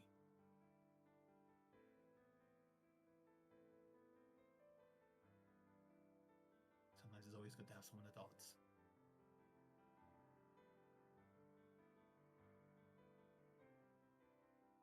Well, Ty, we just spent what felt like a couple days inside the brains of 3 of our closest friends. I saw things that I don't think they would have ever shared on their own. Same here. He shared at least what we saw from Rose. You got Cassian, I got Marjorie. Throughout our time together, you all have found out a lot about me. But no one in this entire knows who I am. Not really. I have lost more families than I can bear sometimes.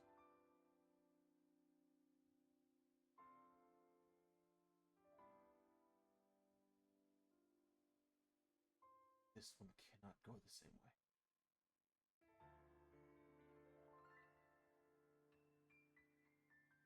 Okay, he steps a little forward.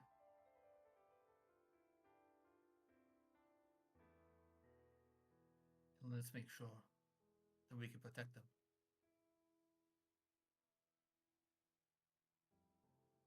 And he'll hold out his hand towards you. And I count on you to be a shield when I'm a blade, and vice versa.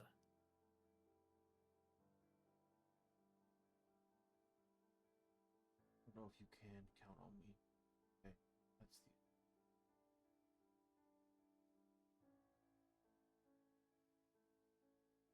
I'll tell you this, Ark. Or whatever your name is. I've had a large family before this one. And not a single one would jump in without hesitation into one of our minds and risk death, save the other like we did that day.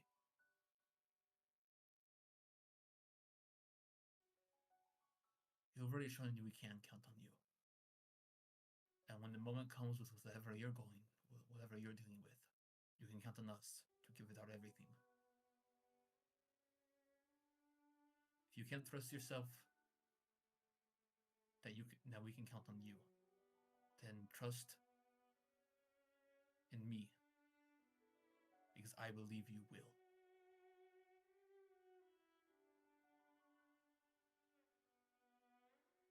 Do you trust me? I don't think he says anything, but he just kind of nods, like he's like having like an input to himself. You have your answer. There's one final moment that we will have in our session tonight. You will gather up, all 7 of you. You have a decision to make. Where you're going next. You're about 5 days from Redbrook Way Station, which is right here in the middle where these points meet. A small outpost, a small trading hub where the travelers that come through these 3 roads stop for a drink, an ale, and just kind of some rest before traveling on wherever you guys are going or wherever they're going. You all need to decide where you're going next. You're sitting around this fire. Again, leaving nothing unsaid. I just want to In have a like couple more marshmallow days, sticks. with what marshmallows? Because you ought to pack marshmallows in your fucking bags. With what marshmallows, huh? I'm actually Can we carrying have like a infinite marshmallow food at all flour? times. No. Yeah, no. Fuck y'all. AJ, what Delete egg do I all need to rations eat? now. Bring it back. What check do I Bring it back. No, no check. We're bringing it back. You guys are about, you've traveled for another couple of days. At this point, we're about 5 days from Red Brick Way Station, which is where this intersecting point is. And then you can choose to go wherever you'd like from there once you're on a main road, or you can just continue straight on to Segoria if that's the plan. But we need to know what we're doing next and where you guys stand as a whole. So I will pass it on over to anyone who breaks the silence as you're all standing there, eating some food. The camp has been pitched. Who breaks the silence first? I'm going to turn to Gwenda and say, I could really go for some marshmallows right now. Yeah, me too. I wish. I have a Man. question. Well, I have a question. shoot. We were comatose. You had to Yes, feed us, make us drink. we tried.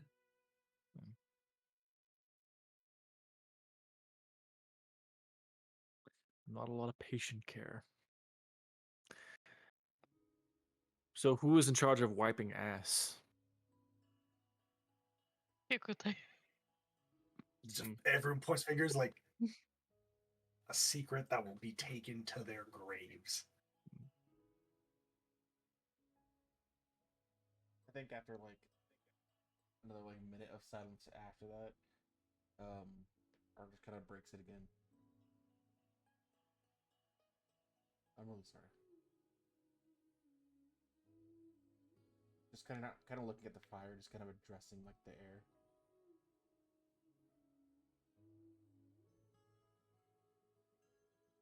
It was an impossible choice. He was stronger than any of us, all of us combined.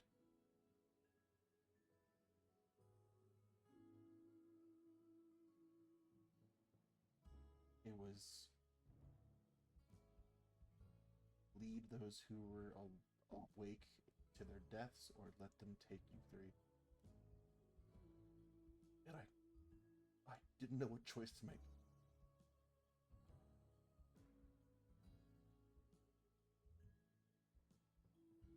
I don't know what choice I would make if I had to do it again.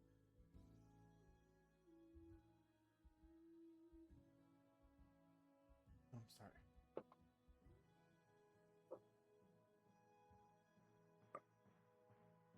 You know, something my brother used to say, the dick that he was.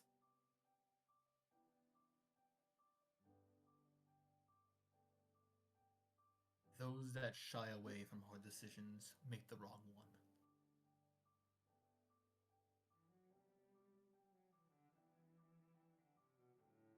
Don't apologize for a choice that ended with all of us alive. It's not needed.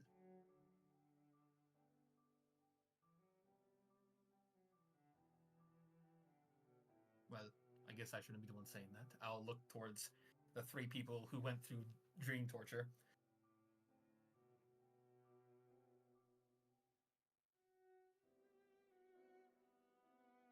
I'm sorry too. Me too. I'm sorry we had to violate y'all's privacy. The only thing we really have in this world to bring you back.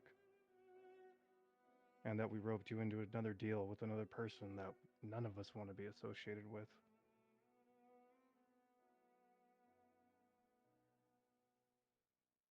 Well, at any point I'm talking too much, let me know. I'll shut up. We all of us at this point, at one point or another, have made choices without consideration, whether by choice or not, for the rest of us. I think we should stop doing that.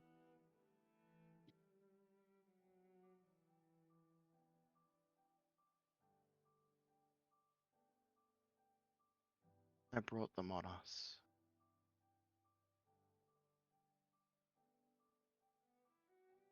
Not just you. Whatever your No, situation is. Oh, go ahead. it was just me.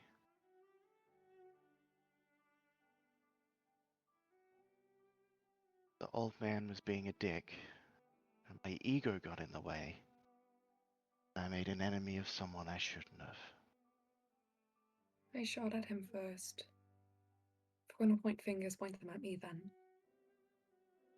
That's not what this is about. I think we need to stop pointing fingers at each other. I did nothing. If Except murder someone. quick side eye, Cassian. I think if we're going to do this, we need to be more than just Rosemary or Marjorie, Gikotai. If it's any of our faults, then it's the fault of Fate's defectors. We will take care of each other. All of our mistakes are our own, and we will come up with a way to fix it as a group. Most of our problems is because we point fingers, we get angry for little words here and there. I've seen new recruits get along better than sometimes us in moments.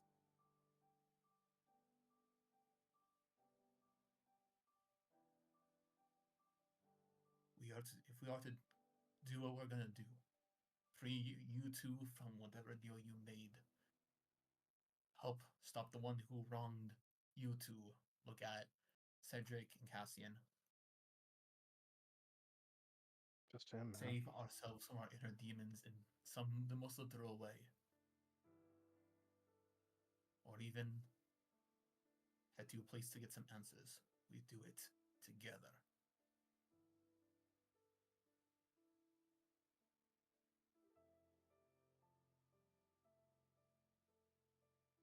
If that is not satisfactory, if you think you cannot do that, that is a thing we need to fix right now.